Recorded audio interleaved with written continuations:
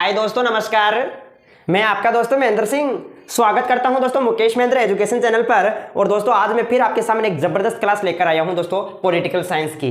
और दोस्तों आज की इस क्लास के अंदर हम देखने वाले हैं वेरी इंपॉर्टेंट क्वेश्चन। ठीक है दोस्तों, देखिएगा आपका बोर्ड का पेपर यानी कि 6 अप्रैल को होने वाला है पॉलिटिकल साइंस का।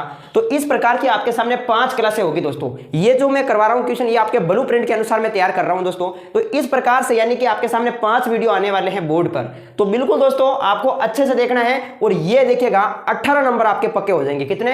18 नंबर। तो देखिएगा कैसे, यहां पर आपके सामने इसी तरीके से आएगा। पहला क्वेश्चन की निम्नलिखित प्रश्नों के उत्तर दीजिएगा, वस्तुनिष्ठ प्रश्न के अंदर पूछे जाएंगे। आपको 4 ऑप्शन दिए जाएंगे और ये सभी जो क्वेश्चन आपको इधर नजर आ रहे हैं ये वस्तुनिष्ठ प्रश्न के अंदर पूछे जाएंगे।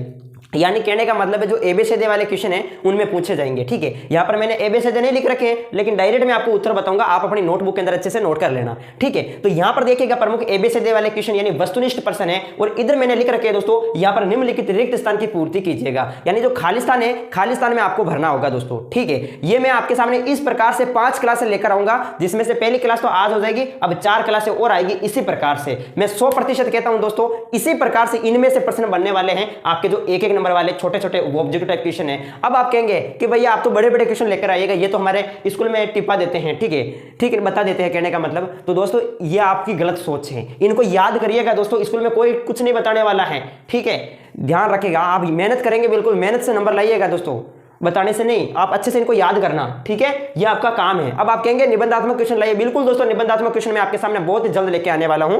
ठीक है, निबंधात्मक क्वेश्चन बहुत ही जल्द लेके आने वाला हूं। तो देखते हैं दोस्तों यहाँ पर फटाक से प्रमुख क्वेश्चन को। यहाँ पर जो मैंने क्वेश्चन लिख रखे हैं, सबसे पहले देखिएगा आपको एबीसीडी के अंदर पूछे जाएंगे निबंधात्मक क्वेश्चन। इसी प्रकार से मैं लेके आऊंगा आपके सामने निबंधात्मक क्वेश्चन की भी 5 क्लासें होगी। ठीक है, लघुत्रात्मक क्वेश्चन भी लेके आएंगे साथ में। तो यहाँ पर देखिएगा आपको इस तरीके से जो क्वेश्चन दे रखे हैं। सबसे पहला क्वेश्चन दे रखा है कि क्यूबा मिसाइल, पहले क्वेश्चन के अंदर इस प्रकार से पॉइंट बाय पॉइंट दे रखे हैं, जिसमें पहला पॉइंट है कि क्यूबा मिसाइल संकट किस वर्ष उत्पन्न हुआ था। और दूसरा आपके सामने है बर्लिन की दीवार जो है वो कब गिराई गई थी, किस देश ने खुले द्वार की नीति अपनाई थी, सीमांत गांधी के नाम से कौन मशहूर है, हरित क्रांति के दौरान किस फसल का सर्वाधिक जो है उत्पादन बढ़ा, द्वितीय विश्व युद्ध कब से कब तक चला था, और अमेरिका रक्षा विभाग का मुख्यालय कहां है, और यूरोपीय संघ की स्थापना कब हुई। और आपके सामने अगला है कि सार्वभौमिक वयस्क मताधिकार के आधार पर चुनाव कब हुआ, दक्षिणपंथी विचारधारा किस पर जोर देती है, उत्तरी अटलांटिक संधि संगठन की स्थापना कब हुई, सोवियत संघ का उत्तराधिकारी राज्य किसे स्वीकार किया गया, 7 दलों का गठबंधन किससे संबंधित है, संयुक्त राष्ट्र संघ की स्थापना कब हुई थी, 1984 के लोकसभा चुनाव में कांग्रेस ने कितनी सीटें जीती थी, नामदेव डेसाल ने अपनी कविता में सूरजमुखी आशीष वाला फकीर किसे कहा है, गरीबी हटाओ का नारा किसने दिया था, मिल्क मैन ऑफ इंडिया के नाम से कौन मशहूर है, भारत के पहले चुनाव आयुक्त कौन थे, और भारत में राज्य पुनर्गठन आयोग की स्थापना कब हुई थी। तो इस तरीके से ये आपके सामने दोस्तों क्वेश्चन दे रखे हैं। बिल्कुल देखो, अब कई दोस्तों के पेपर किसी के खराब गया, किसी के अच्छा गया, अब उनकी ओर बिल्कुल ध्यान ना दे। ठीक है, जो हो गया उसे सोचा नहीं करते। ठीक है, जो हो गया उसे सोचा नहीं करते, जो मिल गया उसे खोया नहीं करते। ये सफलता उन्हें हासिल होती है जो वक्त और हालात पर सोचा नहीं करते। ठीक है, तो बिल्कुल आपको सोचना नहीं दोस्तों, जो हो गया उसकी ओर बिल्कुल ध्यान ना दे। अब अगले पेपर की तैयारी करो, जबरदस्त तरीके से तैयारी करो दोस्तों। ठीक है, ये आपके पास जो समय है बहुत ही कीमती समय है दोस्तों। इस समय का यदि आपने सदुपयोग कर लिया तो बिल्कुल दोस्तों आपके यानी पॉलिटिकल साइंस के अंदर पूरे 100 में से 100 नंबर है। ठीक है, तो बिल्कुल अब कई दोस्त कहेंगे दोस्तों कि आपने तो बताया उनमें से आए नहीं। दोस्तों मैं 100% कहूंगा इनमें से क्वेश्चन जरूर आएंगे। ठीक है, मैं 5 क्लास लेकर आऊंगा इसी प्रकार से। और हां, मेरे पुराने वीडियो जितने भी डाल रखे हैं, जैसे बड़े बड़े क्वेश्चन निबंधात्मक, पुराने वीडियो को देखा करें दोस्तों। आप देखते नहीं हो तो पुराने वीडियो भी आपको मिल जाएंगे प्लेलिस्ट के अंदर, तो उनको भी देखिएगा जरूर। ठीक है, तो हम स्टार्ट करते हैं। क्यूबा मिसाइल संकट किस वर्ष उत्पन्न हुआ था। जो क्यूबा मिसाइल संकट है वो किस वर्ष उत्पन्न हुआ था, तो आप सभी को पता होगा 1962 होगा इसका राइट आंसर। 1962 में हुआ था क्यूबा मिसाइल संकट दोस्तों। ठीक है, आपको पता होगा क्यूबा, ठीक है, अमेरिका के नीचे स्थित एक छोटा सा द्वीपीय देश था क्यूबा। ठीक है, जो सोवियत संघ है वो अपनी परमाणु मिसाइलें तैनात कर देता है क्यूबा पर। ठीक है, तो 1962 के अंदर ध्यान रखना, अमेरिका को यह जानकारी 3 हफ्ते बाद पता चलती है। बिल्कुल समझा रखा है आपको। क्यूबा मिसाइल संकट किस वर्ष उत्पन्न हुआ था, तो 1962 में उत्पन्न हुआ था। यह आपको ध्यान रखना है बिल्कुल। आगे जो क्वेश्चन लिया गया है वो ये लिया गया है कि बताओ कि बर्लिन की दीवार जो है वो कब गिराई गई थी। जो बर्लिन की दीवार है वो कब गिराई गई थी, तो आप सभी को पता होगा 9 नवंबर 1989 को दोस्तों बर्लिन की जो दीवार है वो गिराई गई थी। 9 नवंबर 1989 को बर्लिन की दीवार जो है वो गिराई गई थी। आपको एग्जाम में प्रश्न पूछा जा सकता है कि बर्लिन की दीवार की लंबाई कितनी क्या है। ठीक है, बर्लिन की दीवार की लंबाई कितनी है, तो 150 किलोमीटर बर्लिन की दीवार की लंबाई है। इसके अलावा आपको पूछा जा सकता है कि बर्लिन की दीवार का निर्माण कब हुआ, तो बर्लिन की दीवार का निर्माण दोस्तों 1961 में हुआ था। 1961 में बर्लिन की दीवार का निर्माण हुआ था। और बर्लिन की दीवार कब गिराई गई, 9 नवंबर 1989 को। आपको पूछा जा सकता है कि बर्लिन की जो दीवार है वो किसका प्रतीक थी, तो पूंजीवादी और साम्यवादी दुनिया के बीच विभाजन का प्रतीक थी दोस्तों बर्लिन की दीवार, यानी हम कह सकते हैं शीत युद्ध के अंत का प्रतीक थी बर्लिन की दीवार। ध्यान रखना दोस्तों, पूंजीवादी और साम्यवादी दुनिया के बीच विभाजन का प्रतीक थी बर्लिन की दीवार। इसकी लंबाई 150 किलोमीटर है। इसका निर्माण 1961 में हुआ था। यह गिराई जाती है 9 नवंबर 1989 को। इसके बाद हम आगे देखते हैं दोस्तों, किस देश ने खुले द्वार की नीति अपनाई थी। किस देश ने खुले द्वार की नीति अपनाई थी दोस्तों, तो बात करते हैं चीन की। चीन ने दोस्तों खुले द्वार की नीति अपनाई थी। याद कर लेना दोस्तों, किस देश ने खुले द्वार की नीति अपनाई थी, तो ध्यान रखना चीन ने खुले द्वार की नीति अपनाई थी। वेरी वेरी इंपॉर्टेंट क्वेश्चन है दोस्तों, पूछा जा सकता है आपके ऑब्जेक्टिव टाइप क्वेश्चन के अंदर पूछे जाएंगे दोस्तों। ये देखिएगा, आप इनको बिल्कुल देख लीजिएगा, ठीक है। अगर आपको पता होगा, आपने याद कर रखे तो बिल्कुल आपका राइट ही तो करना होगा, ठीक है। तो इनको अच्छे से आप याद कर लीजिएगा। तो ध्यान रखना, किस देश ने खुले द्वार की नीति अपनाई थी, तो चीन ने अपनाई थी। आगे क्वेश्चन है कि सीमांत गांधी के नाम से कौन जाने जाते हैं। वेरी इंपॉर्टेंट क्वेश्चन है, सीमांत गांधी के नाम से कौन जाने जाते हैं। सीमांत गांधी के नाम से खान अब्दुल गफ्फार खान। खान अब्दुल गफ्फार खान दोस्तों, ध्यान रखना, खान अब्दुल गफ्फार खान, जो खान अब्दुल गफ्फार खान है, खान अब्दुल गफ्फार खान, खान अब्दुल गफ्फार खान, ये जो है सीमांत गांधी के नाम से जाने जाते हैं। यहां पर मैं पूरा नहीं लिख सकता क्योंकि थोड़ा छोटा है, कि पूरा भर रखा है बोर्ड पर। तो आगे देखते हैं, हरित क्रांति के दौरान किस फसल का सर्वाधिक उत्पादन हुआ था। हरित क्रांति के दौरान किस फसल का सर्वाधिक उत्पादन हुआ था, तो ध्यान रखिएगा प्यारे मित्रों, हरित क्रांति के दौरान गेहूं का जो है वो सर्वाधिक उत्पादन हुआ था। तो यहां पर आप कर देना गेहूं। देखो ऑप्शन में होगा दोस्तों बाजरा, चावल, मक्का, गेहूं, तो आपको गेहूं को राइट करना होगा, ठीक है। हरित क्रांति के दौरान किस फसल का सर्वाधिक उत्पादन हुआ था, तो गेहूं का उत्पादन हुआ था, ध्यान रखिएगा, ठीक है। आपको पूछा जा सकता है अगला क्वेश्चन कि द्वितीय विश्व युद्ध कब से कब तक चला था। देखिएगा, द्वितीय विश्व युद्ध कब से कब तक चला था, तो आप सभी को पता होगा दूसरा विश्व युद्ध दोस्तों 1939 से 1945 तक चला था। जो दूसरा विश्व युद्ध है 1939 से 1945 तक दोस्तों दूसरा विश्व युद्ध चला था। और जो दूसरा विश्व युद्ध है वो दो ग्रुपों के अंदर बटा हुआ था, एक तरफ मित्र राष्ट्र संघ, दूसरी तरफ धुरी राष्ट्र संघ। मित्र राष्ट्र संघ में दोस्तों प्रमुख जैसे 4 देश शामिल थे, जैसे अमेरिका, सोवियत संघ, फ्रांस और ब्रिटेन। और जो धुरी राष्ट्र संघ था उसमें जर्मनी, जापान, इटली शामिल थे, ठीक है। मित्र राष्ट्र संघ में क्या करता है, द्वितीय विश्व युद्ध के दौरान दोस्तों दूसरे विश्व युद्ध में दोस्तों अमेरिका क्या करता है, ठीक है। अमेरिका जो मित्र राष्ट्र संघ का सदस्य था, अमेरिका जापान के 2 शहर यानी धुरी राष्ट्र संघ का प्रमुख सदस्य है जापान, तो जापान के 2 शहरों पर परमाणु बम गिरा देता है अमेरिका। किस किस पर परमाणु बम गिराता है, एक तो हिरोशिमा और नागासाकी, यानी जापान के 2 शहर है हिरोशिमा और नागासाकी पर परमाणु बम गिरा देता है। हिरोशिमा पर परमाणु बम गिराता है 6 अगस्त 1945 को और नागासाकी पर परमाणु बम गिराता है 9 अगस्त 1945 को। और बम्बों के जो नाम थे लिटिल बॉय और फैटमैन, ये प्रमुख बम्बों के नाम थे। तो वेरी वेरी इंपॉर्टेंट क्वेश्चन है, बम्बों के नाम भी पूछे जा सकते हैं। लिटिल बॉय और फैटमैन ये बम्बों के नाम थे, ठीक है। चलो आगे देखते हैं प्रमुख अगला क्वेश्चन। यहां पर देखो द्वितीय विश्व युद्ध 1939 से 1945 तक चला था, ठीक है। 1939 से लगाकर 1945 तक दोस्तों द्वितीय विश्व युद्ध चला था। 1914 से 1918 तक जो है वो पहला विश्व युद्ध चला था। तो ये भी आपको पॉइंट जो है वो ध्यान रखने हैं। इसके बाद अगला पूछा है कि अमेरिका रक्षा विभाग का मुख्यालय कहां है। तो दोस्तों अमेरिका रक्षा विभाग का जो मुख्यालय है वो है पेंटागन में। कहां है दोस्तों, पेंटागन। ये जो पेंटागन है ये अमेरिका रक्षा विभाग का क्या है, मुख्यालय है। तो ये भी वेरी इंपॉर्टेंट क्वेश्चन है, पूछा जा सकता है। इसके बाद है यूरोपीय संघ की स्थापना कब हुई थी। यूरोपीय जो संघ है इसकी स्थापना कब हुई थी दोस्तों, यूरोपीय संघ की स्थापना। चलो एक क्वेश्चन तो आपको पूछ लेता हूं दोस्तों, देखते हैं तो पता तो चलता है कि भाई कौन कौन जो है वो पूरी क्लास देखते हैं, ठीक है। तो इसका आंसर मुझे आप कमेंट में बताएंगे दोस्तों, यूरोपीय संघ की स्थापना कब हुई थी। तो इसका आंसर मुझे आप सभी जो है इसका रिप्लाई मुझे कमेंट में करेंगे, सभी इसका रिप्लाई कमेंट में देना दोस्तों। देखिएगा यूरोपीय संघ की यदि मैं बात करता हूं तो यूरोपीय यानी यूरोपीय संघ की मुद्रा का क्या नाम है, तो यूरोपीय संघ की मुद्रा का नाम है यूरो। क्या है दोस्तों, यूरोपीय संघ की मुद्रा का नाम क्या है, यूरोपीय संघ की मुद्रा का नाम है यूरो। अमेरिका की मुद्रा का क्या नाम है, अमेरिका की मुद्रा का नाम है डॉलर। भारत की मुद्रा का नाम है रुपया, ठीक है। तो यानी ये प्रमुख आपको ध्यान रखना है। रूसी मुद्रा का नाम है रूबल। रूसी क्रांति कब हुई थी, 1917 में हुई थी। रूसी मुद्रा का नाम क्या है, रूबल, ठीक है। आपको पूछा जा सकता है दोस्तों रूसी क्रांति के नायक कौन है, तो रूसी क्रांति के नायक है लेनिन। कौन है दोस्तों, लेनिन जो है रूसी क्रांति के नायक हैं, ठीक है। तो ये भी आपको ध्यान रखना है। यूएसएसआर का आपने नाम सुना होगा, समाजवादी सोवियत गणराज्य, ठीक है, यूएसएसआर, ठीक है। तो ध्यान रखना समाजवादी सोवियत गणराज्य यानी सोवियत संघ में लगातार एक ही पार्टी का शासन था, वो थी कम्युनिस्ट पार्टी। लगभग 72 वर्षों तक शासन था कम्युनिस्ट पार्टी का। आपको देखिएगा मैंने एक शब्द लिखा भाई यहां पर देखिएगा यूएसएसआर, यानी इसका पूरा नाम भी आपको पूछा जा सकता है, ठीक है। तो आपको ध्यान रखना समाजवादी सोवियत गणराज्य यानी यूनियन सोवियत सोशलिस्ट रिपब्लिक, इसका पूरा नाम है समाजवादी सोवियत गणराज्य, ठीक है, यूनियन सोवियत सोशलिस्ट रिपब्लिक। तो ये भी आपको ध्यान रखना है। मैंने आपको कमेंट के लिए पूछा है कि यूरोपीय संघ की स्थापना कब हुई थी, इसका आंसर मुझे वीडियो समाप्त होने के बाद कमेंट बॉक्स में देंगे, लाइव चैट में नहीं करना है, ठीक है। नेक्स्ट है सार्वभौमिक वयस्क मताधिकार के आधार पर पहला चुनाव कब हुआ था। सार्वभौमिक वयस्क मताधिकार के आधार पर चुनाव कब हुआ था। देखिएगा वेरी इंपॉर्टेंट क्वेश्चन है दोस्तों कि भारत में पहली बार सार्वभौमिक वयस्क मताधिकार के आधार पर चुनाव जो है वो कब संपन्न करवाए गए थे। तो जून 1948 में। ध्यान रखना दोस्तों मणिपुर भारत का पहला राज्य था दोस्तों, मणिपुर जो है वो भारत का पहला राज्य था जहां सार्वभौमिक वयस्क मताधिकार के आधार पर चुनाव करवाए गए थे। तो यहां पर आप क्या करेंगे, जून 1948 करेंगे। वो भी कौन सा राज्य, मणिपुर राज्य। मणिपुर राज्य देखिएगा ध्यान रखना है, मणिपुर जो है वो भारत का पहला राज्य है जहां सार्वभौमिक वयस्क मताधिकार के आधार पर चुनाव संपन्न करवाए गए। कब? जून 1948 के अंदर। इसके बाद में आपके सामने आगे देखते हैं दोस्तों अगला क्वेश्चन कि दक्षिणपंथी विचारधारा किस पर जोर देती है। वेरी इंपॉर्टेंट क्वेश्चन है। एक तो होती है वामपंथी विचारधारा, एक होती है दक्षिणपंथी विचारधारा। जो वामपंथी विचारधारा है उसमें गरीब और पिछड़े लोगों की तरफदारी की जाती है। ठीक है, गरीब और पिछड़े लोगों की तरफदारी की जाती है वामपंथी विचारधारा में। और जो दक्षिणपंथी विचारधारा है इसमें खुली प्रतिस्पर्धा, बाजार मूलक अर्थव्यवस्था की प्रगति पर यह जोर देती है दोस्तों। इस दक्षिणपंथी विचारधारा में क्या होता है दोस्तों? गरीबों का शोषण होता है। इसलिए कहती है कि यह उद्योगों पर ज्यादा जोर देती है। जो दक्षिणपंथी विचारधारा है यह उद्योगों पर जोर देती है। ठीक है, और वामपंथी जो विचारधारा है यह कहती है कि सरकार को ऐसी नीतियां, ऐसे नियम बनाने चाहिए जिससे ज्यादा से ज्यादा गरीब लोगों को फायदा हो। ठीक है, तो यानी दोनों अपोजिट है, वामपंथी और दक्षिणपंथी विचारधारा। तो यहां पर देखो पूछा है कि दक्षिणपंथी विचारधारा किस पर जोर देती है, तो यह बाजार मूलक अर्थव्यवस्था की प्रगति पर जोर देती है, उद्योग धंधों पर यह जोर देती है।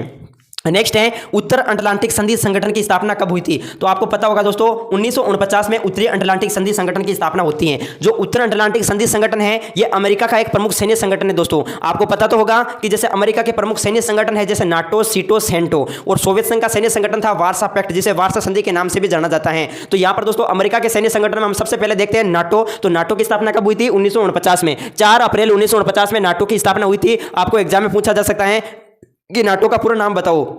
तो नाटो का पूरा नाम क्या हो जाएगा दोस्तों? एन से हो जाएगा नॉर्थ, ए से हो जाएगा अटलांटिक, टी से हो जाएगा ट्रेटी, ओ से हो जाएगा ऑर्गेनाइजेशन, यानी उत्तरी अटलांटिक संधि संगठन जो है वो नाटो का पूरा नाम है। नाटो की स्थापना 4 अप्रैल 1949 को होती है। और नाटो का जो उद्देश्य है दोस्तों, नाटो का प्रमुख उद्देश्य है, इसमें उद्देश्य है कि सभी सदस्य जो है वो मिलजुल कर रहेंगे। अगर किसी एक पर हमला हो जाए तो सभी सदस्य उसका मिलकर मुकाबला करेंगे। तो यह प्रमुख नाटो का उद्देश्य था। इसके अलावा दोस्तों प्रमुख अमेरिका के सैन्य संगठन में हम देखते हैं नाटो हो गया। सीटो की बात करते हैं तो सीटो जो है, सीटो का पूरा नाम है साउथ ईस्ट एशियाई ट्रेटी ऑर्गेनाइजेशन, यानी दक्षिण पूर्व एशियाई संधि संगठन जो है वो सीटो का पूरा नाम है। और सीटो की स्थापना 1954 के अंदर होती है। इसके बाद है दोस्तों सेंटो। सेंटो का पूरा नाम है दोस्तों सेंट्रल ट्रेटी ऑर्गेनाइजेशन, यानी केंद्रीय संधि संगठन। और सेंटो की स्थापना होती है 1955 के अंदर। ध्यान रखना, सेंटो को बगदाद संधि के नाम से भी जाना जाता है।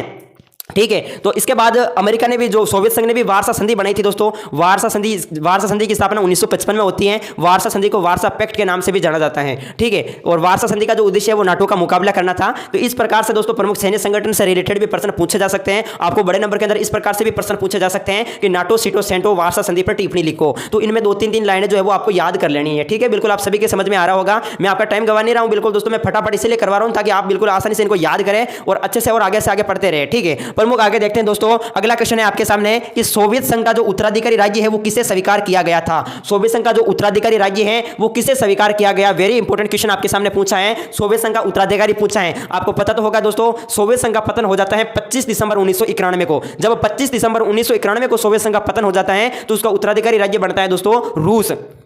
ठीक है, उत्तराधिकारी राज्य रूस को स्वीकार किया जाता है। तो यहां पर आप क्या करेंगे दोस्तों, सोवियत संघ का जो उत्तराधिकारी राज्य है वो किसको स्वीकार किया गया था? रूस को स्वीकार किया गया था। इसके बाद आपके सामने अगला क्वेश्चन है कि 7 दलों का गठबंधन जो है वो किससे संबंधित है। 7 दलों का गठबंधन दोस्तों, यह आपके देखो बोर्ड पेपर 2022 के अंदर भी पूछा गया क्वेश्चन है, ये वहां से भी लिया गया क्वेश्चन है। 7 दलों का गठबंधन किससे संबंधित है? तो नेपाल से संबंधित है दोस्तों। किससे संबंधित है? नेपाल से संबंधित है 7 दलों का गठबंधन, या फिर हम कह सकते हैं 7 पार्टी अलायंस। 7 पार्टी अलायंस जो है वो किससे संबंधित है? नेपाल से है। 7 दलों का गठबंधन नेपाल से संबंधित है। इसके बाद अगला क्वेश्चन है कि संयुक्त राष्ट्र संघ की स्थापना कब हुई थी। संयुक्त राष्ट्र संघ की स्थापना हुई थी दोस्तों 24 अक्टूबर 1945 को। 24 अक्टूबर 1945 को दोस्तों ध्यान रखना, संयुक्त राष्ट्र संघ की स्थापना हुई थी।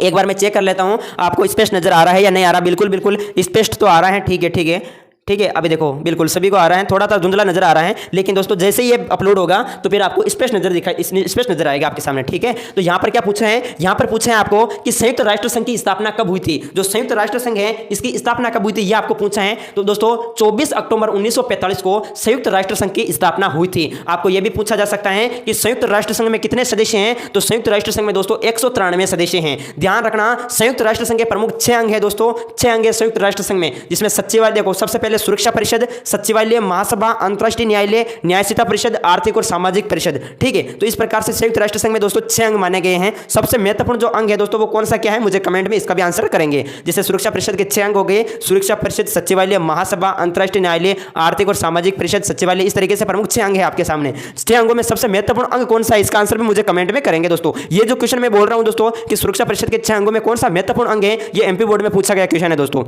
ठीक है, आप बता देना, अगर नहीं आता तो मैं वीडियो समाप्त होने के बाद आपको कमेंट बॉक्स में करूंगा इसका रिप्लाई। इसके बाद दोस्तों आपको पूछा जा सकता है संयुक्त राष्ट्र संघ से रिलेटेड, आपको यह पूछा जा सकता है कि संयुक्त राष्ट्र संघ जो है इसकी स्थापना 24 अक्टूबर 1945 को होती है। यह बात तो ठीक है, लेकिन इसका भारत सदस्य कब बनता है? तो जब स्थापना 24 अक्टूबर को हो रही है तो इसके 6 दिन बाद यानी 30 अक्टूबर 1945 को दोस्तों ध्यान रखना भारत जो है वो संयुक्त राष्ट्र संघ का सदस्य बन जाता है। तो यह भी कुछ इंपॉर्टेंट फैक्ट जो आपको ध्यान रखना है दोस्तों। संयुक्त राष्ट्र संघ देखिएगा उत्तराधिकारी जो है वो लीग ऑफ नेशन का स्वीकार किया गया। इसके बाद देखते हैं संयुक्त राष्ट्र संघ का उत्तराधिकारी, संयुक्त राष्ट्र संघ जो है किसका उत्तराधिकारी है? लीग ऑफ नेशन का, ये ध्यान रखना है। इसके बाद मैं बात करता हूं कि 1984 के लोकसभा चुनाव में कांग्रेस ने कितनी सीटें जीती थी। जो 1984 का लोकसभा चुनाव हो रहा था तो उस समय कांग्रेस ने कितनी सीटें जीती थी? तो आप सभी को पता होगा दोस्तों 415 सीटें जीती थी। ठीक है, 3 चुनाव हुए जिसमें सबसे पहला चुनाव 1952 में हुआ था, दूसरा चुनाव 1957 में हुआ था, तीसरा 1962 में हुआ था। तीनों चुनाव में दोस्तों कांग्रेस को भारी बहुमत मिला था। ठीक है, आप सभी को पता होगा पहले चुनाव में 364 सीटें जीती हैं, दूसरे चुनाव में 371 सीटें जीती हैं और तीसरे चुनाव में 361 सीटें जीती हैं। यानी तीनों चुनाव में दोस्तों कांग्रेस को जो है वो भारी बहुमत मिला था, ध्यान रखिएगा। ठीक है, इसके बाद प्रमुख हम आगे देखते हैं। तो यहां पर आप 415 करेंगे दोस्तों। 1984 के लोकसभा चुनाव पूछा है तो लोकसभा चुनाव में दोस्तों कांग्रेस ने कुल कितनी सीटें जीती थी? 415 सीटें जीती थी, ध्यान रखना। ठीक है, इसके बाद है दोस्तों नामदेव डसाल ने अपनी कविता में सूरजमुखी आशीषों वाला फकीर किसे कहा है? नामदेव डसाल ने अपनी कविता के अंदर सूरजमुखी आशीषों वाला फकीर किसे कहा है? तो डॉक्टर भीमराव अंबेडकर को कहा था दोस्तों। ध्यान रखना, नामदेव डसाल ने अपनी कविता में सूरजमुखी आशीषों वाला जो फकीर है वो किसे कहा है? डॉक्टर भीमराव अंबेडकर को। इसके बाद है गरीबी हटाओ का नारा किसने दिया था? कि भाई गरीबी को हटा दो, बिल्कुल गरीबी को हटा दो। जिन्होंने वामपंथी विचारधारा का समर्थन किया था, गरीबी हटाओ का नारा किसने दिया था? तो इंदिरा गांधी जी ने दोस्तों गरीबी हटाओ का नारा दिया था। ध्यान रखिएगा, गरीबी हटाओ का नारा इंदिरा गांधी जी ने दिया था। इंदिरा गांधी जी ने 14 बैंकों का राष्ट्रीयकरण भी किया था। 14 बैंकों का राष्ट्रीयकरण किसने किया था? तो इंदिरा गांधी जी ने किया था। इंदिरा गांधी जी का नारा कौन सा क्या है? गरीबी हटाओ का नारा है। तभी दोस्तों इंदिरा गांधी के विपक्षी यानी कि जो इंदिरा गांधी को नहीं चाहते थे, विपक्षी गठबंधन ने एक नारा दिया था दोस्तों कि इंदिरा हटाओ। प्रश्न पूछा जा सकता है इंदिरा हटाओ का नारा किसने दिया था? तो ग्रेट अलायंस ने दोस्तों इंदिरा हटाओ का नारा दिया था। गरीबी हटाओ का नारा इंदिरा गांधी ने दिया था और इंदिरा हटाओ का नारा ग्रेट अलायंस ने दिया था। यह भी क्वेश्चन वेरी वेरी इंपॉर्टेंट है। आपके सामने अगला क्वेश्चन है कि मिल्क मैन ऑफ इंडिया के नाम से मशहूर कौन है? मिल्क मैन ऑफ इंडिया के नाम से कौन मशहूर है दोस्तों? तो मिल्क मैन ऑफ इंडिया के नाम से वर्गीज कुरियन, ध्यान रखना वर्गीज कुरियन दोस्तों मिल्क मैन ऑफ इंडिया के नाम से जाने जाते हैं। ठीक है, वर्गीज कुरियन। इसके बाद है आपके सामने अगला क्वेश्चन कि भारत के पहले चुनाव आयुक्त कौन थे? तो भारत के पहले जो चुनाव आयुक्त थे वो सुकुमार सेन थे। भारत का पहला चुनाव आयोग कब बना था दोस्तों? 1950 में। ध्यान रखिएगा, चुनाव आयोग कब बना?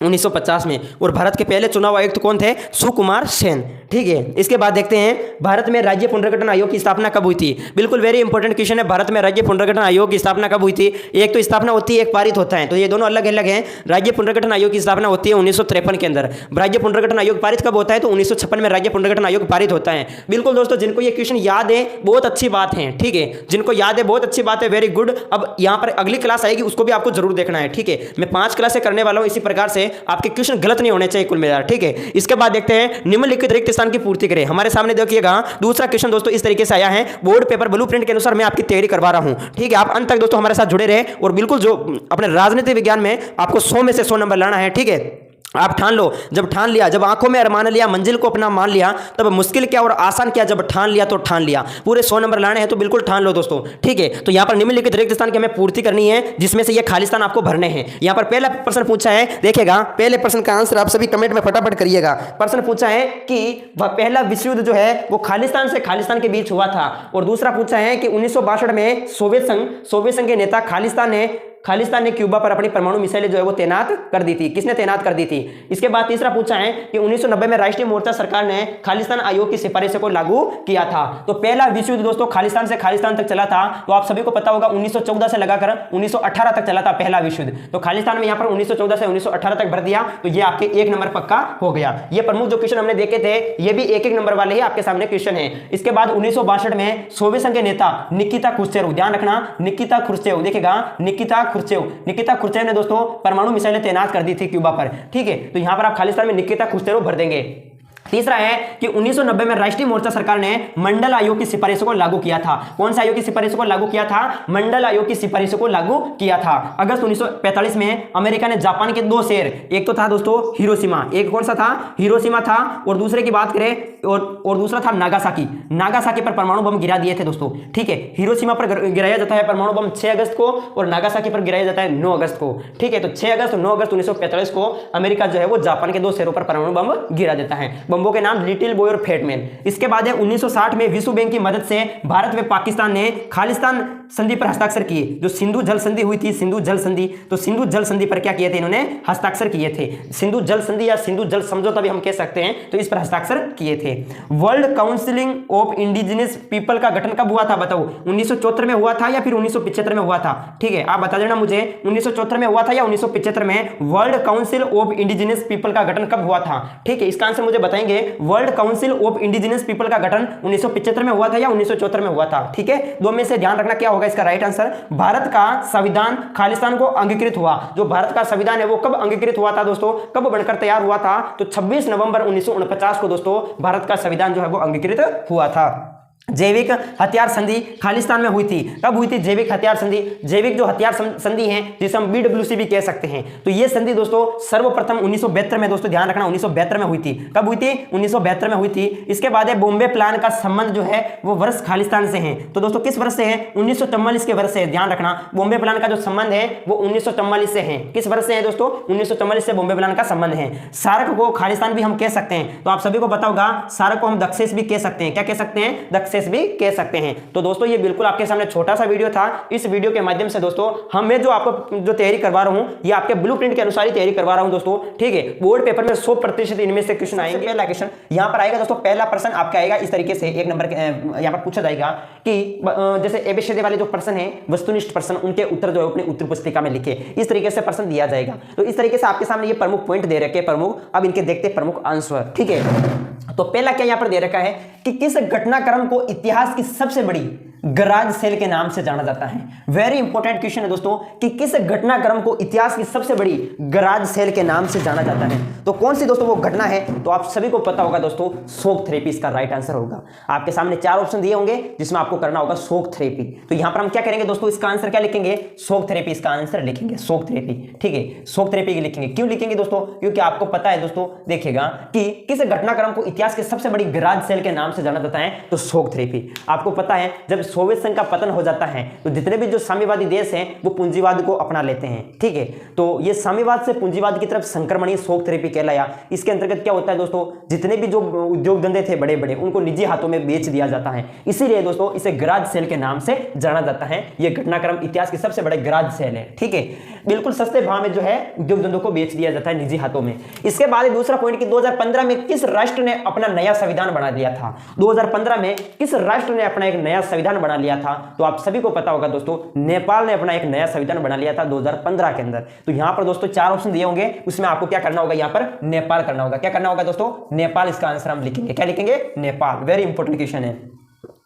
आगे है कि अफगानिस्तान सार्क का सदस्य जो है वो कब बना? वेरी इंपॉर्टेंट क्वेश्चन है दोस्तों, अफगानिस्तान जो है वो सार्क का सदस्य कब बना? वैसे आपको पता होगा सार्क में दोस्तों 8 देश शामिल हैं। ठीक है, जैसे भारत हो गया, नेपाल, भूटान, पाकिस्तान, अफगानिस्तान, बांग्लादेश, मालदीव, इस तरीके से कुल मिलाकर जो है वो 8 देश है दोस्तों, श्रीलंका। ठीक है, इन सबको मिलाकर सार्क में दोस्तों 8 देश शामिल हैं। यहां पर यह पूछा है कि अफगानिस्तान सार्क का सदस्य कब बना? तो आप सभी को पता होगा दोस्तों, अफगानिस्तान सार्क का जो सदस्य है वो 2007 में बनता है। और कौन सा सदस्य? 8वां सदस्य बनता है दोस्तों सार्क का। कौन सा सदस्य बनता है? 8वां सदस्य बनता है। अफगानिस्तान कब बनता है? तो 2007 इसका आंसर हम लिखेंगे, 2007 करेंगे। सार्क की बात करें तो सार्क का पूरा नाम पूछा जाए तो दक्षिण एशियाई क्षेत्रीय सहयोग संघ, यह सार्क का पूरा नाम है। ठीक है, इसके बाद हम बात करते हैं दोस्तों, आगे हैं कि द्वितीय विश्व युद्ध के समय मित्र राष्ट्र संघ में शामिल देशों के नाम बताइए। ठीक है, तो दूसरा विश्व युद्ध हुआ था, आप सभी को पता होगा। पहला विश्व युद्ध 1914 से 18 तक चला था और दूसरा विश्व युद्ध 1939 से 1945 तक चला था। 2 ग्रुपों के अंदर बटा हुआ था, मित्र राष्ट्र संघ और ध्रुवीय राष्ट्र संघ। और इस क्वेश्चन में आपको पूछा है कि मित्र राष्ट्र संघ के प्रमुख देशों के नाम बताओ। तो आपको पता होगा दोस्तों, मित्र राष्ट्र संघ में 4 देश शामिल थे, जैसे अमेरिका है, फ्रांस है, ब्रिटेन है। ठीक है, अमेरिका, फ्रांस, ब्रिटेन और सोवियत संघ। तो ये प्रमुख 4 देश शामिल थे मित्र राष्ट्र संघ में, और धुरी राष्ट्र संघ में 3 देश शामिल थे, जर्मनी, जापान और इटली। अमेरिका द्वितीय विश्व युद्ध के दौरान जापान के 2 शहर हिरोशिमा और नागासाकी पर परमाणु बम भी गिरा था 6 अगस्त और 9 अगस्त 1945 को। बम्बों के नाम थे लिटिल बॉय और फेटमैन। तो ये भी प्रमुख आपको ध्यान रखना है। तो यहाँ पर हम देखो मित्र राष्ट्र संघ और धुरी राष्ट्र संघ के नाम पूछे जाए तो मित्र राष्ट्र संघ में आप लिख सकते हैं जैसे यूएसए अमेरिका हो गया, यूएसएसआर सोवियत संघ हो गया, इसके अलावा फ्रांस हो गया, इसके अलावा ब्रिटेन। ये प्रमुख दोस्तों क्या हो गए, ये अपने मित्र राष्ट्र संघ हो गए। और धुरी राष्ट्र संघ में जर्मनी, जापान, इटली आपको करना होगा। इसके बाद यदि मैं आगे बात करता हूं पेंटागन क्या है, वेरी इंपॉर्टेंट क्वेश्चन है दोस्तों, पेंटागन क्या है, पेंटागन बताओ पेंटागन क्या है। तो दोस्तों पेंटागन जो है वो अमेरिका रक्षा विभाग का क्या है, मुख्यालय है। अमेरिका रक्षा विभाग का मुख्यालय कौन सा है, पेंटागन। अमेरिका रक्षा विभाग का मुख्यालय कहां है दोस्तों, पेंटागन। तो पेंटागन क्या है, तो ये अमेरिका रक्षा विभाग का क्या है, मुख्यालय है। ध्यान रखिएगा, अमेरिका रक्षा विभाग का क्या है, ये मुख्यालय है। इसके बाद आसियान की स्थापना कब हुई थी, तो आपको पता होगा दोस्तों 1967 में आसियान की स्थापना हुई थी। 1967 में किसकी स्थापना हुई थी, आसियान की स्थापना हुई थी। 1967 में दोस्तों आसियान की स्थापना हुई थी। यह भी वेरी वेरी इंपॉर्टेंट क्वेश्चन है। इसके बाद हम आगे बात करते हैं, आगे देखिएगा कि विश्व का सबसे बड़ा लोकतांत्रिक देश कौन सा है, कि विश्व का सबसे बड़ा लोकतांत्रिक देश कौन सा है और आजादी के बाद उसमें सफल लोकतंत्र कायम है, वो कौन सा देश है। तो आपको पता होगा दोस्तों इसका जो राइट आंसर होगा वो अपना होगा इंडिया। क्या होगा दोस्तों, इंडिया यानी भारत। भारत दोस्तों जो है, भारत जो है देखिएगा आजादी के बाद भारत में जो है सफल लोकतंत्र कायम है। ठीक है, जब भारत आजाद हुआ था तो आजादी से लगा आजाद हो गया था और अब तक, ठीक है, अब तक यानी भारत में क्या है, लोकतंत्र कायम है। तो हम लिख सकते हैं कि भारत का सबसे बड़ा जो लोकतांत्रिक देश है वो कौन सा है, भारत है। वेरी इंपॉर्टेंट क्वेश्चन है। पाकिस्तान में तो देखो लोकतंत्र भी है, तो सैनिक शासन भी रहा है। ठीक है, पाकिस्तान में लोकतंत्र स्थायी नहीं रह पाया। इसके पीछे रीजन है दोस्तों, पाकिस्तान में जैसे पाकिस्तान में लोकतंत्र, जैसे पाकिस्तान के जो है यानी भारत के साथ या अन्य देशों के साथ बार बार तनातनी रहती है। ठीक है, पाकिस्तान का राजनीतिक दल भ्रष्ट है। ठीक है, और जिसके कारण अंतर्राष्ट्रीय समर्थन नहीं मिल पाया। इस तरीके से पाकिस्तान में लोकतंत्र जो है वो कायम नहीं रह पाया। वैसे तो इस क्वेश्चन के बारे में वेरी इंपॉर्टेंट है, पूछा जा सकता है दोस्तों, अगले वीडियो में देखेंगे।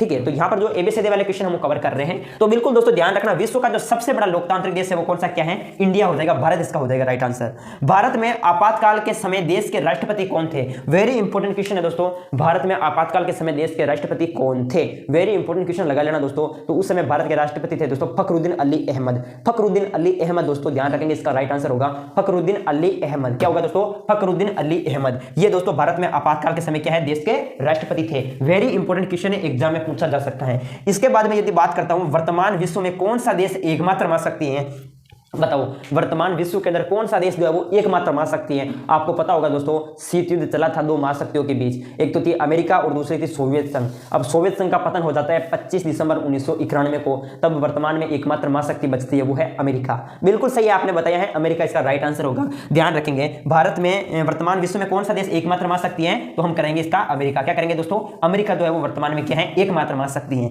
इसके बाद है भारत में नई आर्थिक नीति कब शुरू की गई थी, तो आपको पता होगा दोस्तों भारत में नई आर्थिक नीति 1991 में शुरू की गई थी। इसके तहत उदारीकरण, वैश्वीकरण और निजीकरण को अपनाया गया था। ठीक है, तो ये बिल्कुल इंपॉर्टेंट है, पूछा जा सकता है भारत में नई आर्थिक नीति कब शुरू की गई थी, तो 1991 के अंदर। इसके बाद है अगला क्वेश्चन कि बाल्टिक गणराज्यों के नाम बताओ कि कौन कौन से बाल्टिक गणराज्य हैं। तो प्रमुख 3 है दोस्तों बाल्टिक गणराज्य, वो ध्यान रखना है। एस्टोनिया, देखिएगा Estonia, Estonia, Estonia, Estonia, Estonia, Latvia, Latvia, Latvia, Latvia, Lithuania, Lithuania. ठीक है, लिथुआनिया। ये 3 दोस्तों बाल्टिक गणराज्य हैं, लिथुआनिया, लिथुआनिया। ठीक है, एस्टोनिया, लताविया, लिथुआनिया, 3 जो है बाल्टिक गणराज्य हैं। ये बाल्टिक गणराज्य दोस्तों बताओ संयुक्त नाटो में कब शामिल हुए, तो नाटो में शामिल हुए थे दोस्तों 2004 में। नाटो में कब शामिल होते हैं, नाटो में शामिल होते हैं दोस्तों 2004। ठीक है, ये आपको ध्यान रखना है, बिल्कुल वेरी इंपॉर्टेंट क्वेश्चन है। बाल्टिक गणराज्य Estonia, Latvia, Lithuania, Estonia, Latvia, Lithuania, Estonia, Latvia, Lithuania, ये तीनों बाल्टिक गणराज्य ये नाटो में कब शामिल होते हैं, 2004 के अंदर। वेरी इंपॉर्टेंट क्वेश्चन है, पूछा जा सकता है। इसके बाद आगे बात करता हूं, तो अगला क्वेश्चन है कि सुरक्षा का मूल या बुनियादी अर्थ क्या है। सुरक्षा का देखो, सुरक्षा की 2 पारंपरिक धारणाएं आती है, एक तो पारंपरिक धारणा, एक अपारंपरिक धारणा। ठीक है, यहां पर क्या पूछा है इसके बारे में आगे देखेंगे। बिल्कुल सुरक्षा का अर्थ पूछा कि सुरक्षा का बुनियादी अर्थ क्या है, तो सुरक्षा का बुनियादी अर्थ है खतरे से आजादी। ठीक है, क्या है इसका प्रमुख अर्थ, खतरे से आजादी। आपके सामने 4 ऑप्शन दिए होंगे, उसमें यह पूछा जा सकता है एबीसीडी वाले क्वेश्चन के अंदर कि सुरक्षा का बुनियादी अर्थ क्या होता है, तो इसका बुनियादी अर्थ होता है दोस्तों खतरे से आजादी। क्या लिखेंगे, खतरे से खतरे से आजादी, खतरे से आजादी इसका उत्तर आप लिखेंगे दोस्तों। ठीक है, इसके बाद है समग्र क्रांति के प्रतिपादक कौन है। समग्र क्रांति के प्रतिपादक कौन है, तो आपको पता होगा दोस्तों समग्र क्रांति के प्रतिपादक कौन हो गए, जयप्रकाश नारायण। जयप्रकाश नारायण जो है समग्र क्रांति के प्रतिपादक हैं, या फिर हम कह सकते हैं समग्र क्रांति का आह्वान किया था इन्होंने। ठीक है, तो इसका आंसर हम जयप्रकाश नारायण करने वाले हैं। तो ये प्रमुख दोस्तों आपका पहला क्वेश्चन जो है वो कंप्लीट हो चुका है। पहले क्वेश्चन में आपको इस तरीके से पॉइंट दिए जाएंगे, सिर्फ यही फर्क है इसमें कि जैसे मैंने एबीसीडी वाले क्वेश्चन 4 ऑप्शन नहीं लिख रखे हैं, डायरेक्ट में इसका उत्तर बता रहा हूं, और बनने वाले हैं तो इन्हीं में से बनने वाले हैं। मेरे 2 वीडियो जरूर देखें, मैं 5 वीडियो के लिए मैंने बोल रखा था, तो बिल्कुल 5 वीडियो करवाऊंगा। ये मेरा तीसरा वीडियो है दोस्तों। ठीक है, ये वे क्वेश्चन है जो बार बार एग्जाम में पूछे जाते हैं, तो इनको आप अच्छे से याद कर लीजिएगा। ये अभी हमारा पहला क्वेश्चन कंप्लीट हो चुका है। चलो दोस्तों दूसरे क्वेश्चन की बात करते हैं, अभी तो 2 वीडियो और लेके आएंगे इसी प्रकार से। ठीक है, दूसरा क्वेश्चन आपके सामने है, रिक्त स्थान की पूर्ति करो। जैसे खाली स्थान को हमें भरना होगा दोस्तों, प्रमुख रिक्त स्थान की आपको पूर्ति करनी है, खाली स्थान को भरना होगा। पहला पूछा कि धर्म के आधार पर खालिस्तान व खालिस्तान का बंटवारा हुआ था, तो आप सभी को पता होगा दोस्तों, धर्म के आधार पर आपको पता होगा भारत और पाकिस्तान का क्या हुआ था, बंटवारा हुआ था। धर्म के आधार पर भारत और पाकिस्तान का बंटवारा हुआ था, तो यहां पर तो आप कर देंगे भारत और यहां पर कर देंगे पाकिस्तान का बंटवारा हुआ था। चलो नेक्स्ट देखते हैं कि सोवियत संघ द्वारा बनाया गया सैन्य संगठन कौन सा था, तो आप लिखेंगे इसमें दोस्तों इसमें क्या लिखेंगे, भारत और कर देंगे भारत पाकिस्तान कर देंगे, भारत और पाकिस्तान। ठीक है, और इसमें आप कर देंगे दोस्तों जो वारसा संधि है, वारसा संधि कर देंगे इसमें आप, वारसा संधि है दोस्तों। सोवियत संघ द्वारा बनाए गए सैन्य संगठन जो है वो वारसा संधि है, जिसे वारसा पैक्ट के नाम से भी जाना जाता है, और इसकी स्थापना होती है 1955 के अंदर। तो बिल्कुल आ रही ना बात समझ में। ठीक है, तो ये प्रमुख आपको ध्यान रखने हैं। अमेरिका द्वारा बनाए गए सैन्य संगठन नाटो सीटो सेंटो, और सोवियत संघ द्वारा बनाया गया सैन्य संगठन वारसा संधि, जो वारसा पैक्ट के नाम से जानी जाती है। देखो नाटो की स्थापना 4 अप्रैल 1949 को होती है, जो अमेरिका द्वारा बनाया गया सैन्य संगठन था। नाटो का पूरा नाम नॉर्थ अटलांटिक ट्रेटी ऑर्गेनाइजेशन, उत्तरी अटलांटिक संधि संगठन, नाटो का पूरा नाम हो गया। स्थापना 4 अप्रैल 1949 को हुई थी। नाटो का उद्देश्य है कि जिसमें सभी सदस्य मिलजुल कर रहेंगे, अगर किसी एक पर हमला हो जाए तो हम सभी सदस्य मिलजुल कर मुकाबला करेंगे, ये नाटो का प्रमुख उद्देश्य था। इसके अलावा था सीटो की स्थापना 1954 में होती है। सीटो का पूरा नाम South East Asia treaty organisation है। इसके बाद सेंटो, जिसे बगदाद संधि के नाम से भी जानते हैं, सेंटो का पूरा नाम केंद्रीय संधि संगठन, सेंटो की स्थापना 1955 में, और वारसा संधि हम जानते हैं वारसा पैक्ट, और स्थापना 1955 में। इसके बाद हम खालिस्तान का गिरना शीत युद्ध के अंत का प्रतीक था। बिल्कुल देखो पूछा जा सकता है कि किसका गिरना शीत युद्ध के अंत का प्रतीक था, तो यहां पर आप करेंगे दोस्तों जो बर्लिन की दीवार है, बर्लिन की दीवार का गिरना दोस्तों शीत युद्ध के अंत का प्रतीक माना जाता है। तो यहां पर आप क्या करेंगे दोस्तों, बर्लिन की दीवार का गिरना शीत युद्ध के अंत का क्या है, प्रतीक है। बर्लिन की दीवार का निर्माण 1961 में हुआ था। बर्लिन की दीवार 9 नवंबर 1989 को गिराई गई थी, और बर्लिन की दीवार की लंबाई 150 किलोमीटर है। बर्लिन की दीवार पूंजीवादी और साम्यवादी दुनिया के बीच विभाजन के प्रतीक है, शीत युद्ध के अंत का प्रतीक है। ठीक है, तो ये प्रमुख बर्लिन की दीवार से संबंधित क्वेश्चन भी आपको पूछे जा सकते हैं। आगे है कि संयुक्त राष्ट्र संघ का जाना पहचाना पद खालिस्तान है, तो महासचिव का दोस्तों संयुक्त राष्ट्र संघ का जाना पहचाना जो पद है वो है महासचिव का। किसका पद है दोस्तों, महासचिव का। तो आप इसमें कर देंगे संयुक्त राष्ट्र संघ का जो जाना पहचाना पद है वो महासचिव का पद है। ठीक है, एक बार देखना आरती स्पेस नजर आ रहा है क्या, इसमें आप क्या कर देंगे, सही है। चलो, तो संयुक्त राष्ट्र संघ का जाना पहचाना जो पद है वो महासचिव का है। खालिस्तान संयुक्त राष्ट्र संघ के वर्तमान महासचिव हैं। संयुक्त राष्ट्र संघ जो है वो यूएनओ के महासचिव कौन है बताओ, संयुक्त राष्ट्र संघ के वर्तमान क्या पूछा है, संयुक्त राष्ट्र संघ के वर्तमान महासचिव। तो बिल्कुल दोस्तों महासचिव आपको याद होने चाहिए। संयुक्त राष्ट्र संघ का पहले महासचिव थे ट्रैगोवली। कौन थे दोस्तों, पहले महासचिव थे ट्रैगोवली। अब यहाँ पर पूछा है कि वर्तमान महासचिव कौन थे, तो 2017 के अंदर बने थे दोस्तों। कौन बने थे, एंटोनिया गुटेरेस। कौन थे, एंटोनिया गुटेरेस। तो यहां पर आप कर देना दोस्तों एंटोनिया गुटेरेस। क्या कर देंगे, एंटोनिया गुटेरेस। ठीक है, इसके बाद है भारत के प्रथम भारतीय गवर्नर जनरल खालिस्तान थे। भारत के प्रथम जो है भारतीय गवर्नर जनरल कौन थे, तो सी राजगोपालाचारी। भारत के प्रथम भारतीय गवर्नर जनरल कौन थे, तो भारत के प्रथम भारतीय गवर्नर जनरल थे सी राजगोपालाचारी। तो यहां पर आप क्या करेंगे दोस्तों, सी राजगोपालाचारी कर देंगे। चलो है इसमें आगे देखते हैं कि 1973 में खालिस्तान को भारत का मुख्य न्यायाधीश नियुक्त किया। 1973 में खालिस्तान को भारत का मुख्य न्यायाधीश नियुक्त किया। तो 1973 में दोस्तों आप करेंगे सर मोरिस गवायर को दोस्तों भारत का मुख्य न्यायाधीश नियुक्त किया था, सर मोरिस गवायर। इसके बाद है आगे कि दलित पैंथर्स का प्रारंभ जो है वर्ष 1972 में होता है। 1972 में होगा बिल्कुल दोस्तों, 1972 में देखो दलित पैंथर्स का प्रारंभ हुआ था। इसके बाद है मंडल आयोग ने ओबीसी को खालिस्तान आरक्षण की सिफारिश की थी। तो मंडल आयोग ने दोस्तों ओबीसी को 27% आरक्षण की सिफारिश की थी। ठीक है, तो ध्यान रखना मंडल आयोग बिल्कुल मंडल आयोग ने ओबीसी को 27% आरक्षण की सिफारिश की थी, तो ये भी आपको ध्यान रखना है। ठीक है। केंद्र में पहली गठबंधन सरकार जो है वो खालिस्तान दल ने 1989 में बनाई थी। तो केंद्र में पहली गठबंधन सरकार दोस्तों जनता दल ने 1989 में बनाई थी। इसके बाद स्वतंत्र पार्टी के संस्थापक कौन है? तो स्वतंत्र पार्टी के संस्थापक यहां पर आप कर देंगे सी राजगोपालाचारी। क्या करेंगे दोस्तों? सी राजगोपालाचारी कर देंगे। स्वतंत्र पार्टी के संस्थापक थे सी राजगोपालाचारी। इस यहां पर आप क्या कर देंगे? सी राजगोपालाचारी कर देंगे। भारत में दूसरे पिछड़े वर्ग आयोग के अध्यक्ष कौन है? तो भारत में दूसरे पिछड़े वर्ग आयोग के जो अध्यक्ष है वो बीपी मंडल कह सकते हैं, बीपी सिंह। ये दोस्तों दूसरे पिछड़े वर्ग आयोग के प्रमुख अध्यक्ष हैं। वेरी वेरी इंपॉर्टेंट क्वेश्चन, इनको अच्छे से आपको याद करना है। ये वे क्वेश्चन है जो एग्जाम में बार बार पूछे जाते हैं। ठीक है, तो मैं आपके लिए ये प्रमुख लेके आ रहा हूं दोस्तों। यहां पर देखिएगा प्रमुख, जैसे प्रमुख क्वेश्चन पहले क्वेश्चन के अंदर इस तरीके से ये पॉइंट बाय पॉइंट दे रखे हैं और दूसरे क्वेश्चन के अंदर ये जैसे रिक्त स्थान की हमें पूर्ति करनी है। तो आपके सामने पहला क्वेश्चन है कि लोक दल के संस्थापक जो कौन थे?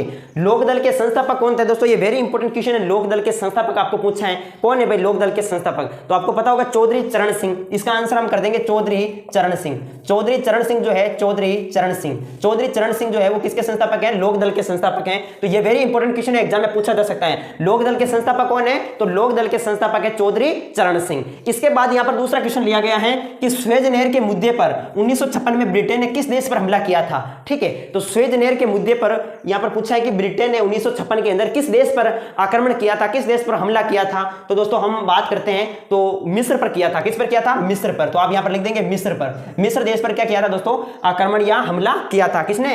ब्रिटेन ने। कब किया था? 1956 में। आपको यह भी पूछा जा सकता है कि स्वेज नहर का राष्ट्रीयकरण किसने किया था? वेरी इंपॉर्टेंट क्वेश्चन है, स्वेज नहर का राष्ट्रीयकरण किसने किया था? तो गमाल अब्दुल नासिर ने स्वेज नहर का राष्ट्रीयकरण किया था। तो यहां पर यह भी क्वेश्चन वेरी इंपॉर्टेंट है। इसके बाद है इंडियन नेशनल आर्मी का गठन किसने किया था? वेरी इंपॉर्टेंट क्वेश्चन है, इंडियन नेशनल आर्मी का गठन किसने किया था? तो एक या दो क्वेश्चन मैं आपको इस वीडियो के नीचे कमेंट में आपको पूछ रहा हूं। तो इसका आंसर दोस्तों वीडियो समाप्त होने के बाद, यहां पर लाइव चैट में नहीं करना है, वीडियो समाप्त होने के बाद मुझे कमेंट बॉक्स में इसका आंसर देना है। ठीक है, इंडियन नेशनल आर्मी का गठन, और मुझे आप बताना कि आप कहां से देख रहे हो। इस क्वेश्चन का आंसर मुझे बताना तीसरे का। ठीक है, और एक और पूछूंगा अभी मैं, केरल में विकास और नियोजन के लिए जो मॉडल अपनाया गया उसे क्या नाम दिया गया? बिल्कुल वेरी इंपॉर्टेंट क्वेश्चन है, केरल में विकास और नियोजन के लिए जो मॉडल अपनाया गया उसे क्या नाम दिया गया? यह भी इंपॉर्टेंट क्वेश्चन है। तो आप इसका क्या कर देंगे दोस्तों? केरल में विकास और नियोजन के लिए जो मॉडल अपनाया गया उसे केरल मॉडल कहा गया। क्या कौन सा मॉडल कहा गया दोस्तों? ध्यान रखेंगे, केरल मॉडल कहा गया था। केरल मॉडल, ध्यान रखेंगे, केरल में विकास और नियोजन के लिए जो मॉडल अपनाया गया उसे केरल मॉडल कहा गया। इसके बाद दोस्तों WTO का पूरा नाम बताओ। WTO का पूरा नाम क्या है? World trade organisation. World trade organisation, विश्व व्यापार संगठन, यह WTO का पूरा नाम है। आपको पूछा जा सकता है WHO का पूरा नाम। WHO का पूरा नाम तो देखिएगा WHO विश्व स्वास्थ्य संगठन और WTO वर्ल्ड ट्रेड ऑर्गेनाइजेशन यानी विश्व व्यापार संगठन, ये दोनों वेरी इंपॉर्टेंट क्वेश्चन है दोस्तों।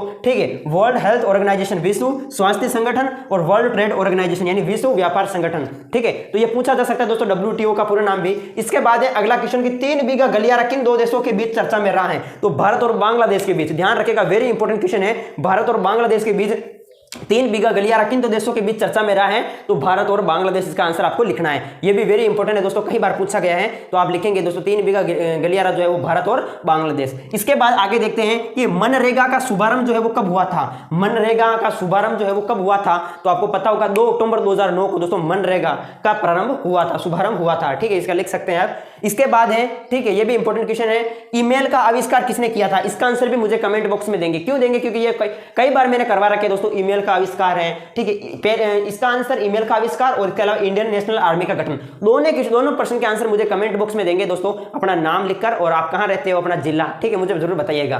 ठीक है, इसके बाद देखते हैं अगला क्वेश्चन है यहाँ पर, इसरो की स्थापना कब हुई थी? इसरो, देखिएगा ISRO, इसरो यानी इसरो की फुल फॉर्म भी आपको पूछी जा सकती है। तो इंडियन, ठीक है, इंडियन स्पेस रिसर्च और organisation, Indian space research organisation, ये इसरो की फुल फॉर्म हो गई। यहां पर पूछा है कि इसकी स्थापना कब हुई थी? तो इसरो की स्थापना कब हुई थी? तो आप सभी को पता होगा 1969 के अंदर, 1969 में दोस्तों इसरो की क्या हुई थी? स्थापना हुई थी। ये भी इंपॉर्टेंट क्वेश्चन है। 1 जनवरी 1949 को किस बैंक का राष्ट्रीयकरण किया गया? तो भारतीय रिजर्व बैंक। किस बैंक का राष्ट्रीयकरण किया गया था दोस्तों?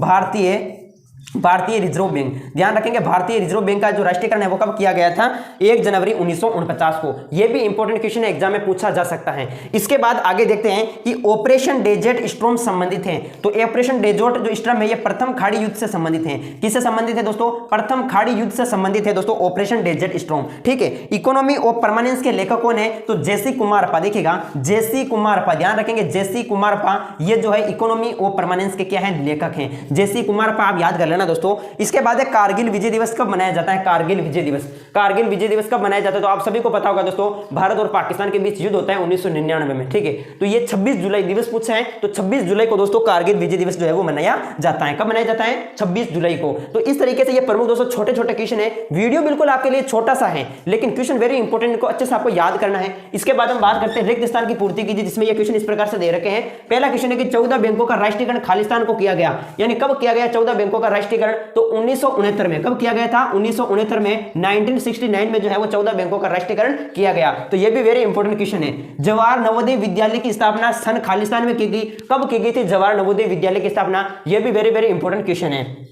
इसके बाद है भारत के प्रथम उपग्रह का नाम बताना है। तो भारत का प्रथम उपग्रह का नाम क्या हो गया? आर्यभट्ट। क्या हो गया दोस्तों? आर्यभट्ट। तो आर्यभट्ट इसका याद कर लेना है। इसके बाद है खालिस्तान नदी को दक्षिण भारत की गंगा कहा जाता है। कौन सी नदी है जिन्हें दक्षिण भारत की गंगा कहते हैं? तो आपको बताए कावेरी नदी। कावेरी नदी जो है, कावेरी नदी, इसको दक्षिण भारत की गंगा कहा जाता है। और जो गोदावरी नदी है, गोदावरी नदी, इसे दक्षिण की गंगा कहा जाता है। तो ये वेरी इंपॉर्टेंट क्वेश्चन है। दक्षिण की गंगा पूछे तो फिर हमें गोदावरी नदी करना है, और दक्षिण भारत की गंगा पूछे तो हमें कावेरी नदी करना है। भारत में प्रथम भूमिगत परमाणु परीक्षण खालिस्तान में किया गया, तो मई 1974 में दोस्तों भारत में पहला भूमिगत परमाणु परीक्षण किया गया था 1974 के अंदर। तो यहां पर आप ध्यान रखेंगे 1974 ध्यान रखना, भारत में प्रथम भूमिगत परमाणु परीक्षण जो है वो 1974 में किया गया था, ठीक है। इसके बाद सोवियत संघ का गठन कब किया गया था? तो सोवियत संघ का गठन कितने गणराज्यों को मिलाकर किया गया था? तो 15 गणराज्यों को मिलाकर सोवियत संघ का जो है वो गठन किया गया था। तो ये भी वेरी इंपॉर्टेंट क्वेश्चन है। हिंदुत्व अथवा हिंदूपन शब्द को खालिस्तान ने गढ़ा था। तो ये वीडी सावरकर, इसका आंसर आपको लिखना है वीडी सावरकर। कौन सा है? वीडी सावरकर। हिंदुत्व अथवा हिंदूपन शब्द को जो है किसने गढ़ा था?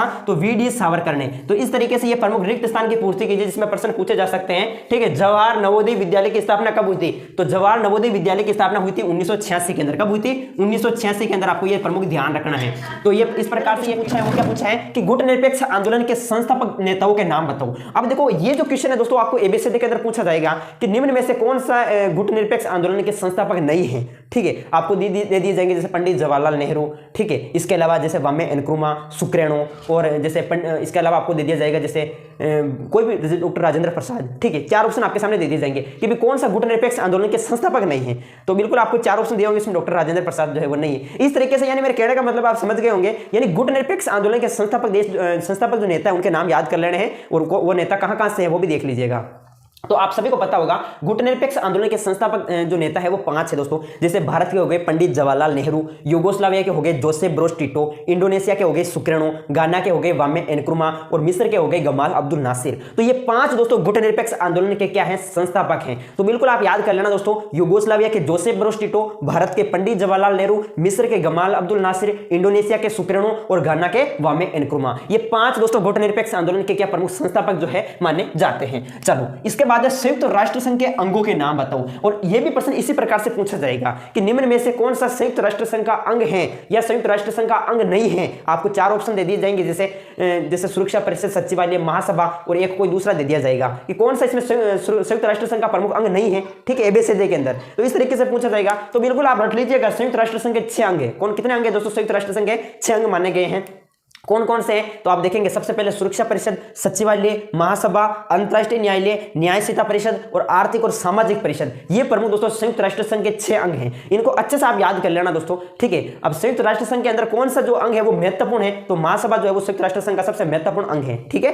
तो ये भी प्रमुख आपको ध्यान रखना, वेरी इंपॉर्टेंट क्वेश्चन है, ठीक है। तो संयुक्त राष्ट्र संघ के 6 अंग माने गए हैं। आपको पूछा जा सकता है संयुक्त राष्ट्र संघ की स्थापना कब हुई? 24 अक्टूबर 1945 को संयुक्त राष्ट्र संघ की स्थापना हुई। आपको पूछा जा सकता है कि संयुक्त राष्ट्र संघ का भारत सदस्य कब बना? तो 30 अक्टूबर 1945 को इसका भारत सदस्य बना था। आपको पूछा जा सकता है संयुक्त राष्ट्र संघ में कितने अंग हैं? तो संयुक्त राष्ट्र संघ में 193 अंग हैं।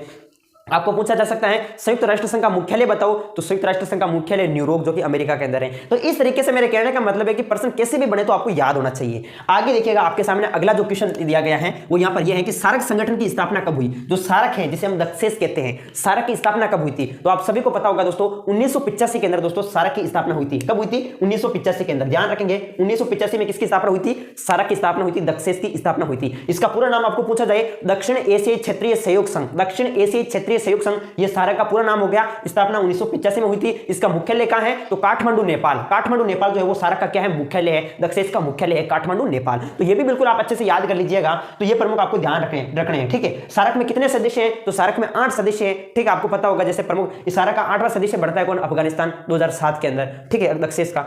और पूछा जा सकता है कि कौन कौन से 8 सदस्य हैं, तो आप देखेंगे जैसे भारत हो गया, श्रीलंका है, नेपाल है, भूटान है, मालदीव है, अफगानिस्तान है, पाकिस्तान है, ठीक है, इस तरीके से बांग्लादेश है। कुल मिलाकर दोस्तों सार्क के 8 सदस्य है सार्क में, ठीक है, तो ये प्रमुख आपको ध्यान रखना है। इसके बाद आगे पूछा है कि स्वतंत्रता के बाद भाषा के आधार पर पहला राज्य कौन सा बना था। आप सभी को पता होगा दोस्तों, भाषा के आधार पर पहला राज्य बना था आंध्र प्रदेश। कब बना था दोस्तों आंध्र प्रदेश? 1952 के अंदर, 1953 बना या 52 में, आप बता देना दोस्तों। भाषा के आधार पर पहला राज्य बना था आंध्र प्रदेश। कौन सा बना था दोस्तों? ध्यान रखेंगे, आंध्र प्रदेश। आंध्र प्रदेश भाषा के आधार पर पहला राज्य कौन सा बना था दोस्तों? आंध्र प्रदेश बना था। वेरी इंपॉर्टेंट क्वेश्चन है, पूछा जा सकता है कि भाषा के आधार पर स्वतंत्रता के बाद भाषा के आधार पर पहला राज्य कौन सा बना था, तो आंध्र प्रदेश बना था। आपको 4 ऑप्शन दिए होंगे, उसमें आपको राइट करना है आंध्र प्रदेश। नेक्स्ट है आपके सामने सोवियत संघ के विघटन, ठीक है, सोवियत संघ कैसे टूट गया, इस सोवियत संघ के विघटन के लिए किस राष्ट्रपति की नीतियों की जिम्मेदारी माना जाता है। हाँ, सोवियत संघ का विघटन हो गया, ठीक है, तो विघटन के लिए किस राष्ट्रपति की नीतियों को जिम्मेदार माना गया है, तो आपको पता होगा दोस्तों, संयुक्त राष्ट्र संघ के, जैसे यहाँ पर सोवियत संघ के जो अंतिम राष्ट्रपति थे वो कौन थे? Mikhail Gorbachev. मिखाइल गोर्बाचेव दोस्तों सोवियत संघ के अंतिम राष्ट्रपति थे। और मिखाइल गोर्बाचेव 1900 ये क्या करते हैं, ये जो है सोवियत संघ में सुधार लाने के लिए लोकतंत्रीकरण की नीति चलाते हैं, ठीक है, लेकिन जो है ये नीति कामयाब नहीं हो पाती है और अंत में सोवियत संघ का पतन हो जाता है 25 दिसंबर 1991 को। तो यहां पर पूछा है कि सोवियत संघ के विघटन के लिए इस राष्ट्रपति की नीति के जिम्मेदार माना गया है, तो दोस्तों ध्यान रखना है अपना, मिखाइल गोर्बाचेव आपको करना होगा, मिखाइल गोर्बाचेव, ठीक है। इसके बाद है बांग्लादेश कब आजाद हुआ और भारतीय जनसंघ पार्टी के संस्थापक कौन है। जो बांग्लादेश है ये कब आजाद हुआ था, वेरी इंपॉर्टेंट क्वेश्चन है। बांग्लादेश जो है वो कब आजाद हुआ था, आप सभी को पता होगा 1971 में बांग्लादेश आजाद हुआ था, ठीक है, भारत और पाकिस्तान के बीच युद्ध छिड़ता है, तो 1971 में बांग्लादेश जो है वो आजाद हो जाता है। चलो, इसके बाद है भारतीय जनसंघ पार्टी के संस्थापक कौन है, वेरी इंपॉर्टेंट क्वेश्चन है। भारतीय जनसंघ पार्टी के संस्थापक जो है वो कौन क्या है, तो ध्यान रखेंगे भारतीय जनसंघ पार्टी, भारतीय जनसंघ पार्टी के संस्थापक है श्यामा प्रसाद मुखर्जी। कौन है दोस्तों?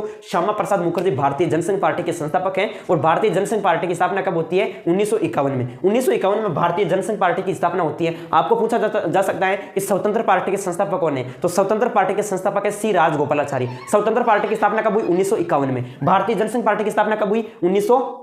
स्वतंत्र पार्टी की स्थापना 1959 में होती है और जनसंघ पार्टी की स्थापना 1951 में होती है। बिल्कुल ये आपको ध्यान रखना है। जनसंघ पार्टी के संस्थापक श्यामा प्रसाद मुखर्जी हो गए और जनसंघ पार्टी में जैसे प्रमुख नेता शामिल थे, जैसे दीनदयाल उपाध्याय, बलराज मधोक है, ठीक है, श्यामा प्रसाद मुखर्जी हो गए, ये प्रमुख नेता थे। जो जनसंघ पार्टी है दोस्तों, ये इसमें जैसे जनसंघ पार्टी का समर्थन करने वाले राज्य कौन कौन से हैं, तो जनसंघ पार्टी का समर्थन करते हैं जैसे दोस्तों आप लिख सकते हैं जैसे एमपी, राजस्थान, यूपी, दिल्ली, ये समर्थन करते हैं जनसंघ पार्टी। इनकी विचारधारा क्या है? इनकी विचारधारा है कि पाकिस्तान को पकड़कर भारत में मिलाओ और एक अखंड भारत बनाओ, हिंदी को राजभाषा घोषित करो, अंग्रेजी भाषा का बहिष्कार करो, एक देश एक राष्ट्र एक संस्कृति को अपनाओ। ये जनसंघ पार्टी की क्या है? विचारधारा है, ठीक है। तो बिल्कुल आपको अच्छे से याद कर लेना दोस्तों, मैं वैसे बड़े क्वेश्चन के अंदर इनको एक्सप्लेन करूंगा, अच्छे से आप टेंशन ना ले। यूरोपीय संघ का मुख्यालय कहां है? बिल्कुल वेरी इंपॉर्टेंट क्वेश्चन है, यूरोपीय संघ का मुख्यालय पूछा है। तो यूरोपीय संघ का जो मुख्यालय है दोस्तों वो है बेल्जियम, जिसे हम ब्रजलेस भी हम कह सकते हैं, बेल्जियम या ब्रजलेस, ये जो है वो यूरोपीय संघ का क्या है? मुख्यालय है। यूरोपीय संघ का मुख्यालय ब्रजलेस या फिर हम कह सकते हैं बेल्जियम, ठीक है। इसके बाद आगे देखते हैं कि दक्षेस का जो 8वां सदस्य है वो कब बना था। अभी हम देखा था सार्क या दक्षेस, इसका 8वां सदस्य जो है वो कब बना था, वेरी इंपॉर्टेंट क्वेश्चन है।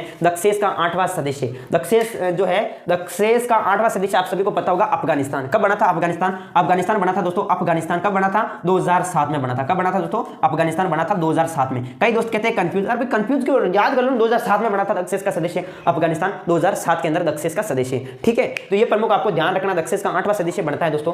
अंतरराष्ट्रीय न्यायालय का मुख्यालय कहां है? अंतरराष्ट्रीय न्यायालय का मुख्यालय, ये मैंने शायद चौथी या तीसरी क्लास के अंदर वापस ये क्वेश्चन रिपीट हो गया है, बिल्कुल आप इनको अच्छे से याद कर लेना, वेरी इंपॉर्टेंट क्वेश्चन है। अंतरराष्ट्रीय न्यायालय का मुख्यालय से रिलेटेड आपको पूछा जाएगा, या तो आपको पूछा जाएगा संयुक्त राष्ट्र संघ का मुख्यालय बताओ, या फिर आपको पूछा जाएगा यूरोपीय संघ का मुख्यालय बताओ, या फिर आपको पूछा जाएगा अंतरराष्ट्रीय न्यायालय का मुख्यालय बताओ, या फिर पूछा जाएगा सार्क का मुख्यालय बताओ। तो यानी प्रश्न कैसे भी पूछे तो बिल्कुल आपको याद होना चाहिए दोस्तों। मेरा उद्देश्य है कि आपको छोटे छोटे जितने भी जो प्रश्न बनते हैं वो 5 क्लास के अंदर बिल्कुल कवर करवा दिया जाए। 5 क्लास के अंदर जिन्होंने अच्छे से देख लिया दोस्तों, तो बिल्कुल आपके छोटे छोटे क्वेश्चन कवर हो जाएंगे। और बाकी मेरे लाइव क्लास के अंदर तो बिल्कुल आप सभी को पता है कि छोटे छोटे क्वेश्चन ही चलते हैं, तो लाइव क्लास को भी आपको जरूर अटेंड करना है, ताकि उसमें एक्स्ट्रा फैक्ट भी बोलते रहते हैं और बहुत सारे क्वेश्चन आपको याद होते हैं, ठीक है। चलो, तो यहां पर हम क्या कर देंगे, अंतरराष्ट्रीय न्यायालय का मुख्यालय हेग कर देंगे। क्या कर देंगे दोस्तों? हेग, ठीक है। अंतरराष्ट्रीय न्यायालय का मुख्यालय हेग नीदरलैंड में है, तो ये अंतरराष्ट्रीय न्यायालय का क्या है दोस्तों? मुख्यालय है। बिल्कुल आप सभी को अच्छे से समझ में आ रहा होगा। बिल्कुल अंतरराष्ट्रीय न्यायालय का जो मुख्यालय है वो क्या है? हेग, ठीक है। इसके बाद हम आगे बात करते हैं, वर्तमान समय में नाटो की कुल सदस्य संख्या कितनी है? नाटो, आपको पता होगा दोस्तों, नाटो अमेरिका का एक सैन्य संगठन है। नाटो की सदस्य संख्या कितनी क्या है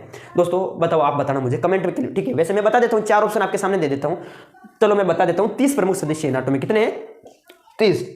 वर्तमान में नाटो में कुल सदस्य संख्या कितनी है? 30 है। और नाटो क्या है? तो अमेरिका का एक सैन्य संगठन है। नाटो का पूरा नाम नॉर्थ अटलांटिक ट्रीटी ऑर्गेनाइजेशन, उत्तरी अटलांटिक संधि संगठन। स्थापना 4 अप्रैल 1949 को।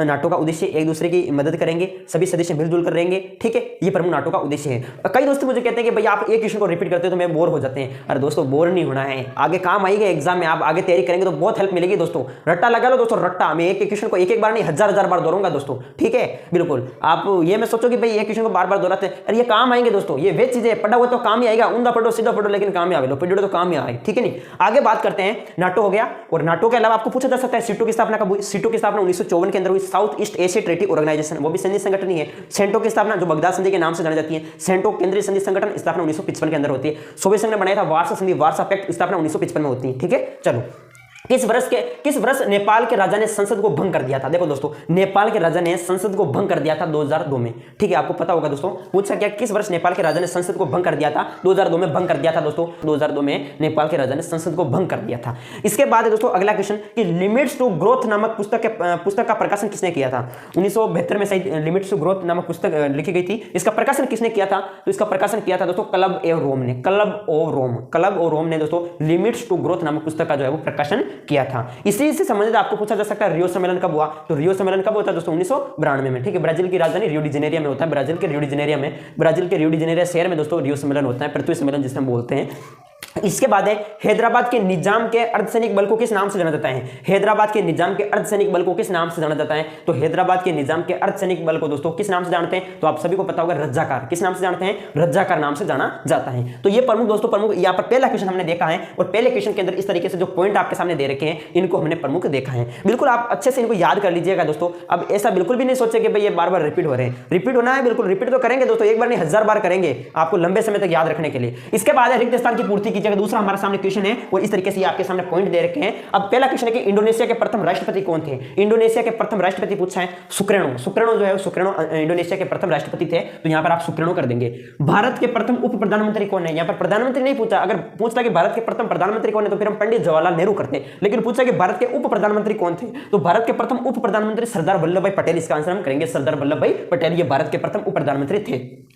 द्वितीय पंचवर्षीय योजना में खालिस्तान पर बल दिया गया। जो द्वितीय पंचवर्षीय योजना हुई उसमें उद्योगों पर बल दिया गया था। किस पर बल दिया गया था? उद्योगों पर बल दिया गया था। आपको पूछा जा सकता है द्वितीय पंचवर्षीय योजना में कौन अर्थशास्त्री थे? तो द्वितीय पंचवर्षीय योजना में पीसी महालेनोबिस जो है वो अर्थशास्त्री थे। आपको पूछा जा सकता है कि पहली पंचवर्षीय योजना में किस पर बल दिया गया? तो पहली पंचवर्षीय योजना में कृषि पर बल दिया गया। पहली पंचवर्षीय योजना में अर्थशास्त्री कौन थे? तो के.एन. राज, ठीक है। तो बिल्कुल आपको याद रखना है। गैर कांग्रेसी सरकार के प्रथम प्राइम मिनिस्टर खालिस्तान थे। गैर कांग्रेसी सरकार के प्रथम प्रधानमंत्री कौन थे? तो गैर कांग्रेसी सरकार के प्रथम प्रधानमंत्री थे मोरारजी देसाई। कौन थे दोस्तों? मोरारजी देसाई। एक क्वेश्चन को अच्छे से आपको याद करना है। इंदिरा हटाओ का नारा खालिस्तान ने दिया था। किसने दिया था इंदिरा हटाओ का नारा? तो आप सभी को पता होगा दोस्तों, इंदिरा गांधी यानी विपक्षी गठबंधन था ग्रेड अलायंस। तो ग्रेड अलायंस ने दोस्तों इंदिरा हटाओ का नारा दिया था, ग्रेड अलायंस ने, ठीक है। तो यहां पर आप कर देंगे ग्रेड अलायंस ने दिया था इंदिरा हटाओ का नारा। आपको पूछा जाए कि गरीबी हटाओ का नारा किसने दिया था? तो गरीबी हटाओ का नारा दिया था इंदिरा गांधी ने। किसने दिया था? इंदिरा गांधी ने दिया था। इंदिरा गांधी ने 14 बैंकों का राष्ट्रीयकरण भी किया था। 14 बैंकों का राष्ट्रीयकरण किसने किया था? तो इंदिरा गांधी जी ने किया था 1969 के अंदर।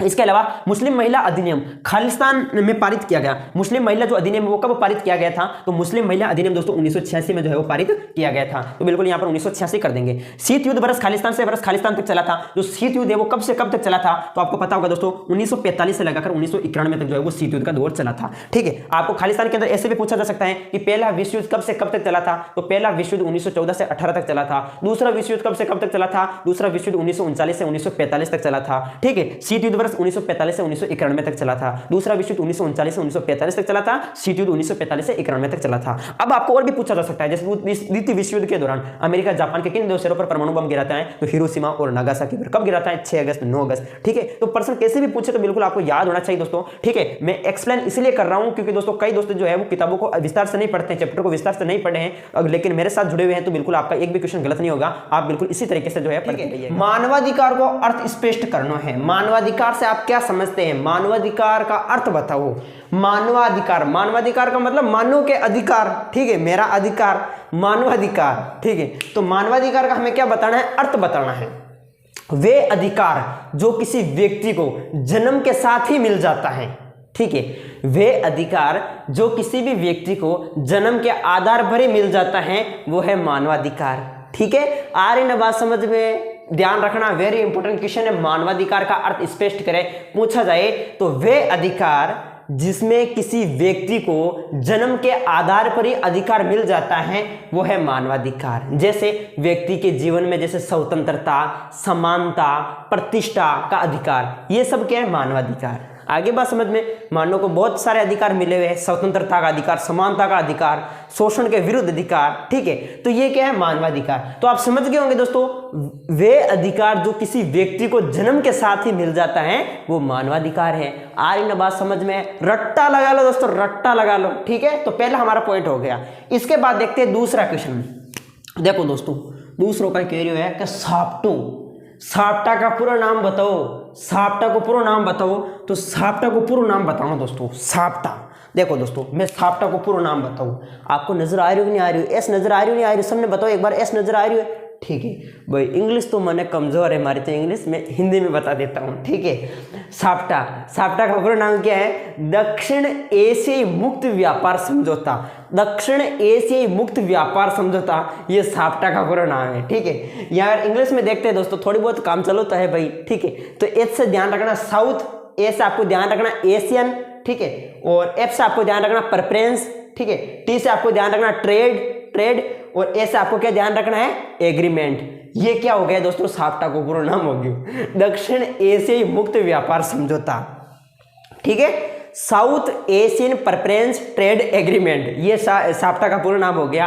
अब आपको पूछा जा सकता है, मैं अति लघुत्रात्मक प्रश्न दोस्तों, आपको पता होगा आपके बोर्ड परीक्षा में एक एक नंबर वाले क्वेश्चन बनने वाले हैं। और आप कमेंट क्या कर रहे थे? भैया ये तो हमारा इंग्लिश हमारा स्कूल में बता दे। और दोस्तों कोई नहीं बताने वाले हैं, ठीक है, कोई नहीं बताने वाले दोस्तों। बताने के चक्कर में मत रहना, बीच में छुट्टी आ गई है, कोई भी टीचर नहीं बताने वाला, ध्यान रखिएगा।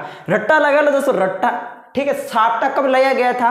तो आप सभी को पता होगा, साप्टा दोस्तों 2002 में लाया गया था। साप्टा कब लाया गया था? तो साप्टा 2002 में लाया गया था। ध्यान रखना, मैं साप्टा की बात कर रही हूँ, की बात कर रही हूँ साप्टा की। कब लाया गया था दोस्तों? लाया गया था 2002 में, लाया गया था 2002 में। और इस पर हस्ताक्षर कब हुए थे? साप्टा पर हस्ताक्षर हुए थे 2004 में, हस्ताक्षर हुए थे 2004 में। लागू कब हुआ था? ये लागू हुआ था 1 जनवरी 2006 को। 1 जनवरी 2006 को दोस्तों साप्टा जो है वो लागू हो गया था।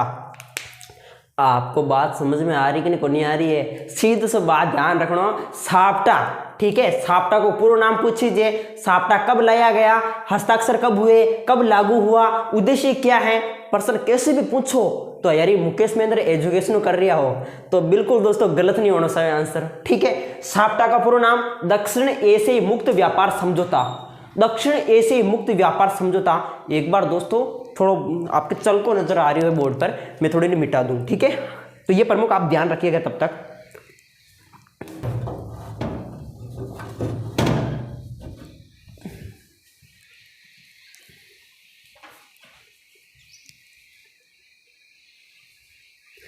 अब ठीक है, थोड़ा चल को अब ला गयो चल।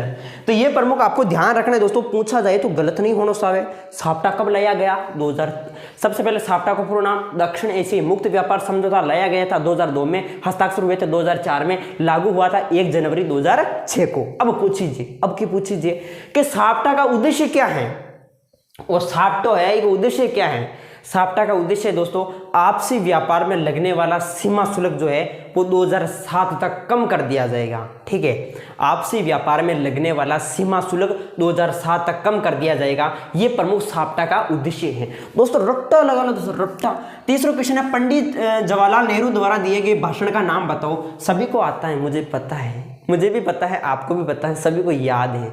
जिनको नहीं याद है वो याद कर लो दोस्तों, याद कर लो। देखो पंडित जवाहरलाल नेहरू द्वारा दिए गए भाषण का क्या नाम है? आप सभी को पता होगा दोस्तों, 14-15 अगस्त की मध्य रात्रि को पंडित जवाहरलाल नेहरू भाषण देवे। देखो 14-15 अगस्त की मध्य रात्रि को पंडित जवाहरलाल नेहरू भाषण देवे, ठीक है। कि भाई क्या भाषण देवे? भाषण तो चलो कोई बात नहीं, भाषण का नाम मैंने पता है, भाग्य वधु से चिर प्रतीक्षित भेंट। वेरी इंपॉर्टेंट है, भाग्य वधु से चिर प्रतीक्षित भेंट। इतो कठिन भाषण क्या नाम, क्या करें दोस्तों, भाषण को नाम ही वही है, भाग्य वधु से चिर प्रतीक्षित भेंट। बोलो, भाग्य वधु से चिर प्रतीक्षित भेंट। दोस्तों बोलते क्यों नहीं हो, मेरे समझ में नहीं आ रहा, आप जोर से बोलो ताकि मुझे सुनाई दे। भाग्य वधु से चिर प्रतीक्षित भेंट, भाग्य वधु से चिर प्रतीक्षित भेंट। और दोस्तों इंग्लिश में तो यूं भी बतो नाम खराब है, देखो tourist with destiny, tourist with destiny, ये है दोस्तों इंग्लिश के अंदर। भाग्य वधु से चिर प्रतीक्षित भेंट, और इंग्लिश में तो इम बको है दोस्तों, ठीक है। हिंदी में तो सरल ही है भाग्य वधु से चिर प्रतीक्षित भेंट, लेकिन इंग्लिश में थोड़ी तकलीफ आ बोलने में। Tourist with destiny, tourist with destiny वो भाषण का नाम है दोस्तों। कौन दियो? पंडित जवाहरलाल नेहरू। कब दियो? 14-15 अगस्त की मध्य रात्रि को। आगे बात समझ में। चलो नेक्स्ट, भारतीय जनसंघ पार्टी के समर्थन करने वाले राज्यों के नाम बताने हैं दोस्तों। एक एक क्वेश्चन को मैं हजार बार दोहराऊंगा, लेकिन आपको याद करना है, ठीक है। जब तक आपको याद नहीं हो जाता तब तक मैं बोलता रहूंगा दोस्तों, आप सुनते रहना, ठीक है। और आप भी बोलते रहना दोस्तों, ऐसे नहीं कि मोबाइल को पकड़कर आराम से देख रहे हो, बोलते रहना साथ साथ में, ठीक है, नहीं तो आपके एब्सेंट लग जाएगी, ठीक है, ध्यान रखिएगा। भारतीय जनसंघ पार्टी के समर्थन करने वाले राज्यों के नाम बताने हैं। तो भारतीय जनसंघ पार्टी के समर्थन करने वाले 204 राज्य हैं, ठीक है। एक तो दिल्ली, केंद्र शासित अपने दिल्ली होगी, राजधानी होगी। देखो एमपी, राजस्थान, यूपी और दिल्ली, ये समर्थन करने वाले प्रमुख राज्य हो गए। किसका समर्थन करते हैं? जनसंघ पार्टी का समर्थन करते हैं। क्यों? बहुत अच्छी पार्टी है जनसंघ पार्टी। क्या कहती है पता है?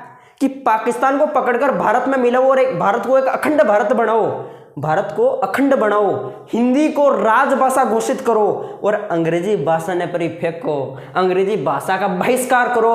अंग्रेजी भाषा लेयर बैठ गई है। यहाँ पर साप्टा का पूरा नाम पूरा नाम इंग्लिश में पूछे तो नहीं आए, लेकिन हिंदी में पूछे तो आ जाए। ये वजह, हिंदी भाषा को तो राजभाषा घोषित करो और अंग्रेजी भाषा ने बहिष्कार करो, अंग्रेजी भाषा का बहिष्कार करो। देखिएगा ये प्रमुख दोस्तों भारतीय जनसंघ पार्टी का प्रमुख क्या है? विचारधारा है। भारतीय जनसंघ पार्टी कहती है कि एक देश, एक राष्ट्र और एक ही संस्कृति को अपनाओ, ये कहती है जनसंघ पार्टी। भारतीय जनसंघ पार्टी के संस्थापक हैं श्यामा प्रसाद मुखर्जी। और भारतीय जनसंघ पार्टी की स्थापना कब हुई थी? भारतीय जनसंघ पार्टी की स्थापना हुई थी 1951 में। कब हुई थी? 1951 में। आ रही न बात समझ में? आ रही न सबके? चलो ठीक है। इसके बाद देखते हैं अगला कि गुट निरपेक्ष आंदोलन का पहला सम्मेलन कब और कहां हुआ था। आप सभी को पता होगा दोस्तों, गुट निरपेक्ष आंदोलन, गुट निरपेक्ष, महाशक्तियों में शामिल ना होना, एक अलग ही गुट बना देना, गुट निरपेक्ष।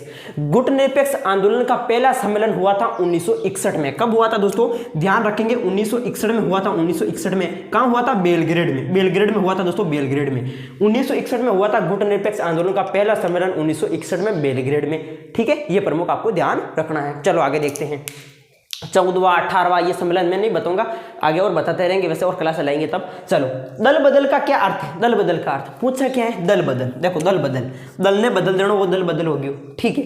दल ने बदल देना और दल बदल हो गयो। दल बदल को अर्थ पूछो है, देखो दोस्तों तो क्या लिखना है? जब कोई नेता किसी खास दल के चुनाव चिन्ह को लेकर चुनाव लड़े, जब कोई नेता किसी खास दल के चुनाव चिन्ह को लेकर चुनाव लड़े और चुनाव जीतने के बाद उस दल को छोड़कर किसी दूसरे दल में शामिल हो जाना, यह कहलाता है दल बदल। आगे बात समझ में? जब कोई नेता किसी खास दल के चुनाव चिन्ह को लेकर चुनाव लड़े और चुनाव जीतने के बाद उस दल को छोड़कर किसी दूसरे दल में शामिल हो जाना, तो यह हो गया दल बदल, ठीक है। नाम तो सुने हुए आयाराम गयाराम, हरियाणा के विधायक थे गयाराम, जो बार बार कांग्रेस को छोड़कर दूसरी पार्टी में शामिल हो जाते बार बार। तो ये आयाराम गयाराम हरियाणा के विधायक थे, गयाराम से संबंधित है, वो भी थोड़ा ध्यान रखना है। जय जवान जय किसान का नारा पूछा है कि जय जवान जय किसान। इस क्वेश्चन को मैंने एक बार नहीं 70 बार करवा दिया होगा लमसम, कई बार मैं बार बार इसको लेता हूं दोस्तों, इंपॉर्टेंट है और पूछा जा सके, ठीक है। जय जवान जय किसान को नारो पूछो कि कौन कहीं लगाइयो दोस्तों, तो जय जवान जय किसान का नारा जो है वो किसने दिया था? लाल बहादुर शास्त्री जी ने। लाल बहादुर शास्त्री जी ने कहा कि जय जवान जय किसान, ठीक है। जय जवान जय किसान का नारा किसने दिया था? लाल बहादुर शास्त्री जी ने दिया। तब अटल बिहारी की हो गया यार जय जवान जय किसान तो ठीक नहीं है, इसके आगे एक पीछे एक और शब्द लगा दो, जय विज्ञान। क्यों भाई? थारी मर्जी, ठीक है। लाल बहादुर शास्त्री की थारी मर्जी है तो लगा दे एक शब्द और, थारो अलग ही हो जाए, ठीक है नारो।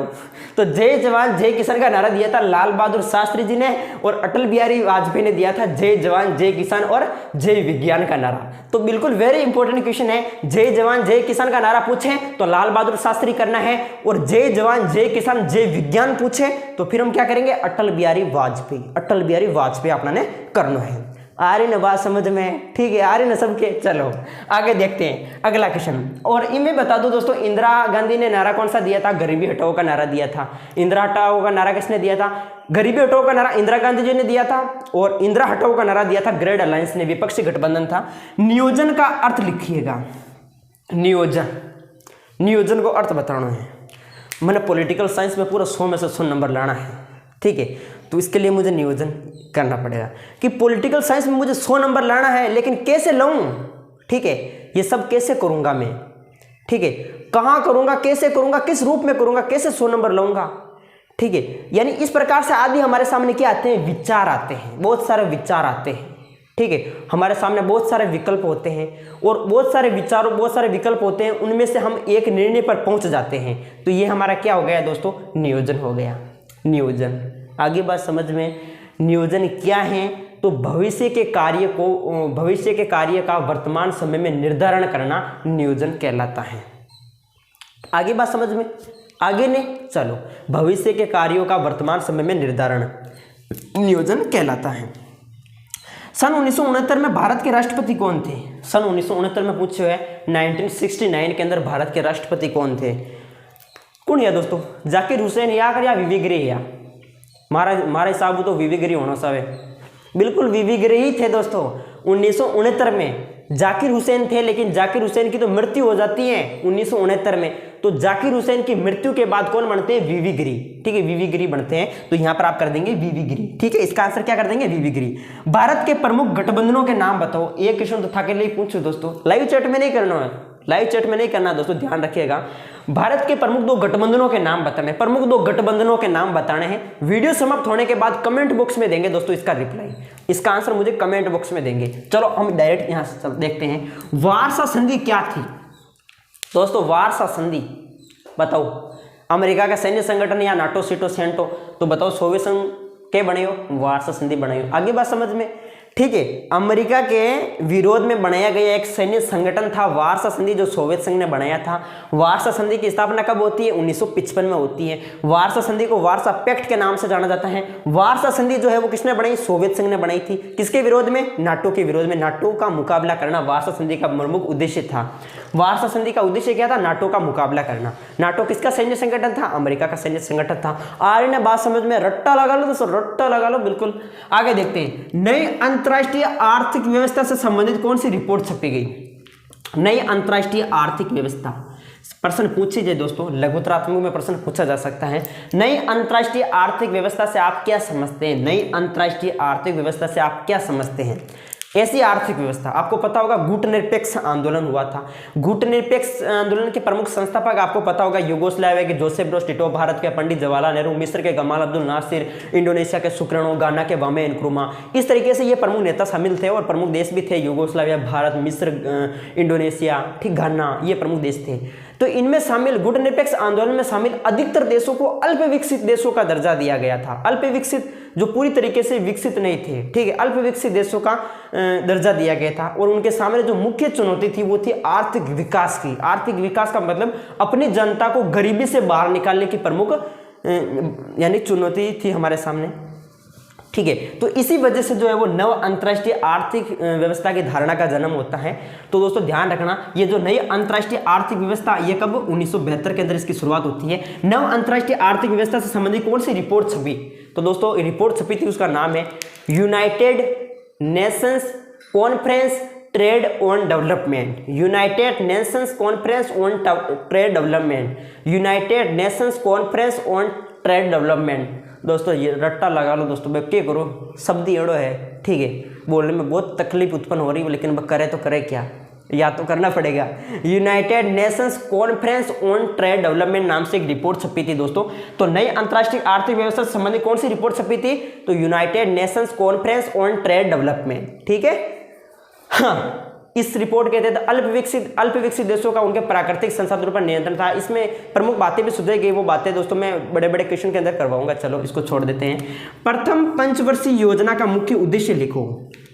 बताओ पहली पंचवर्षीय योजना का उद्देश्य क्या है?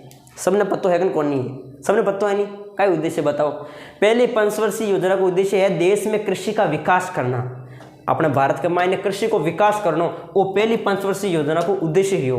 पहली पंचवर्षीय योजना को उद्देश्य हो देश में कृषि को विकास करना और बिल्कुल ही धीरज गति से, धीमी धीमी गति से, फराटेदार गति से, तेज गति से। तो द्वितीय पंचवर्षीय योजना कर रही थी काम के भाई उद्योगों पर बल दो ज्यादा से ज्यादा, ठीक है, उद्योग धंधा लगाओ, फैक्ट्रियां लगाओ। तो देखो पहली पंचवर्षीय योजना के समय अर्थशास्त्री कौन थे? के.एन. राज पहली पंचवर्षीय योजना के समय अर्थशास्त्री थे। और ध्यान रखिएगा जो पहली पंचवर्षीय योजना उसमें कृषि पर बल दिया गया था, दूसरी पंचवर्षीय योजना में जो अर्थशास्त्री थे वो पीसी मालनोबिस थे और दूसरी पंचवर्षीय योजना में उद्योगों पर बल दिया गया था। योजना आयोग के स्थान पर नई संस्था कौन सी बनी? देखो दोस्तों योजना आयोग के स्थान पर एक नई संस्था बन गई, नाम है नीति आयोग, ठीक है। देखो नीति आयोग आ रही ना बात समझ में, ठीक है। योजना आयोग के स्थान पर कौन सा आयोग बन गया? नीति आयोग। योजना आयोग की स्थापना कब हुई थी? 1950 में योजना आयोग की स्थापना हुई थी। योजना आयोग को कब समाप्त किया? 2014 में योजना आयोग को समाप्त कर दिया जाता है। योजना आयोग के स्थान पर कौन से नया आयोग आता है? नीति आयोग। नीति आयोग की स्थापना कब होती है? 1 जनवरी 2015 को। नीति आयोग के अध्यक्ष कौन होते हैं? प्रधानमंत्री होते हैं, प्राइम मिनिस्टर। प्रधानमंत्री नीति आयोग के जो है नीति आयोग के प्रमुख अध्यक्ष होते हैं। नीति आयोग के अध्यक्ष वर्तमान में कौन है? श्रीमान नरेंद्र मोदी जी है वर्तमान अध्यक्ष। उपाध्यक्ष अरविंद पनगड़िया थे, लेकिन वर्तमान में राजीव कुमार होने चाहिए, राजीव कुमार, ठीक है। तो ये प्रमुख ध्यान रखना बिल्कुल आराम है। हरित क्रांति क्या थी? वेरी इंपॉर्टेंट क्वेश्चन है। हरित क्रांति क्या है इसका भी आंसर मुझे लिख देना दोस्तों। दो क्वेश्चन तो आपके लिए पूछता हूं, ये प्रमुख क्वेश्चन थे। इतने सारे क्वेश्चन मैंने अकेले ने बता दिए, तो 2 क्वेश्चन आप सभी बता देना। एक तो हरित क्रांति वाला, हरित क्रांति क्या थी? बिल्कुल आसान से, बिल्कुल आप सभी बता देंगे। एक तो हरित क्रांति वाला पूछा नहीं, भारत के प्रमुख 2 गठबंधनों के नाम बताने, कोई भी 2 गठबंधनों के नाम बता देने। राज्य पुनर्गठन आयोग का कार्य बताना। राज्य पुनर्गठन आयोग का प्रमुख कार्य क्या है? राज्य पुनर्गठन आयोग की स्थापना कब हुई? पहले तो बताओ। राज्य पुनर्गठन आयोग की स्थापना होती है 1953 में। राज्य पुनर्गठन आयोग की स्थापना कब होती है? 1953 में, ठीक। और ये कब पारित हुआ था? तो राज्य पुनर्गठन आयोग पारित हुआ था 1956 में। राज्य पुनर्गठन आयोग का पारित हुआ था? राज्य पुनर्गठन आयोग पारित होता है 1956 में। अब पूछा क्या है? राज्य पुनर्गठन आयोग का कार्य बताओ। राज्य पुनर्गठन आयोग का प्रमुख कार्य है कि राज्य का यानी भाषा के आधार पर क्या होगा? पुनर्गठन होगा, ठीक है। राज्य का पुनर्गठन जो है वो भाषा के आधार पर होगा। यही प्रमुख राज्य पुनर्गठन आयोग का प्रमुख कार्य था। आगे ना दोस्तों बात समझ में, आगे नहीं आगे सबके आगे ना बात समझ में। ये प्रमुख क्वेश्चन देखा था दोस्तों और अति लघुतरात्मक प्रश्न थे। और ये हमारी 60,000 क्लास थी दोस्तों, अति लघुतरात्मक प्रश्न। वो भी दोस्तों इसकी क्लास नंबर 1 थी, अभी 2 क्लास लेकर आऊंगा इसी प्रकार से अति लघुतरात्मक प्रश्न उत्तर की। आप सभी हमारे साथ बने रहना दोस्तों। अगर वीडियो आपको अच्छा लग रहा है तो लाइक करें और चैनल पर नए तो जरूर सब्सक्राइब करें। मैं वापस आपको मिलूंगा नेक्स्ट वीडियो में, तब तक के लिए जय हिंद जय भारत। और मैं तो आप सभी से एक ही रिक्वेस्ट करता हूं, लाइक जरूर करना दोस्तों, लाइक, ठीक है, ओके।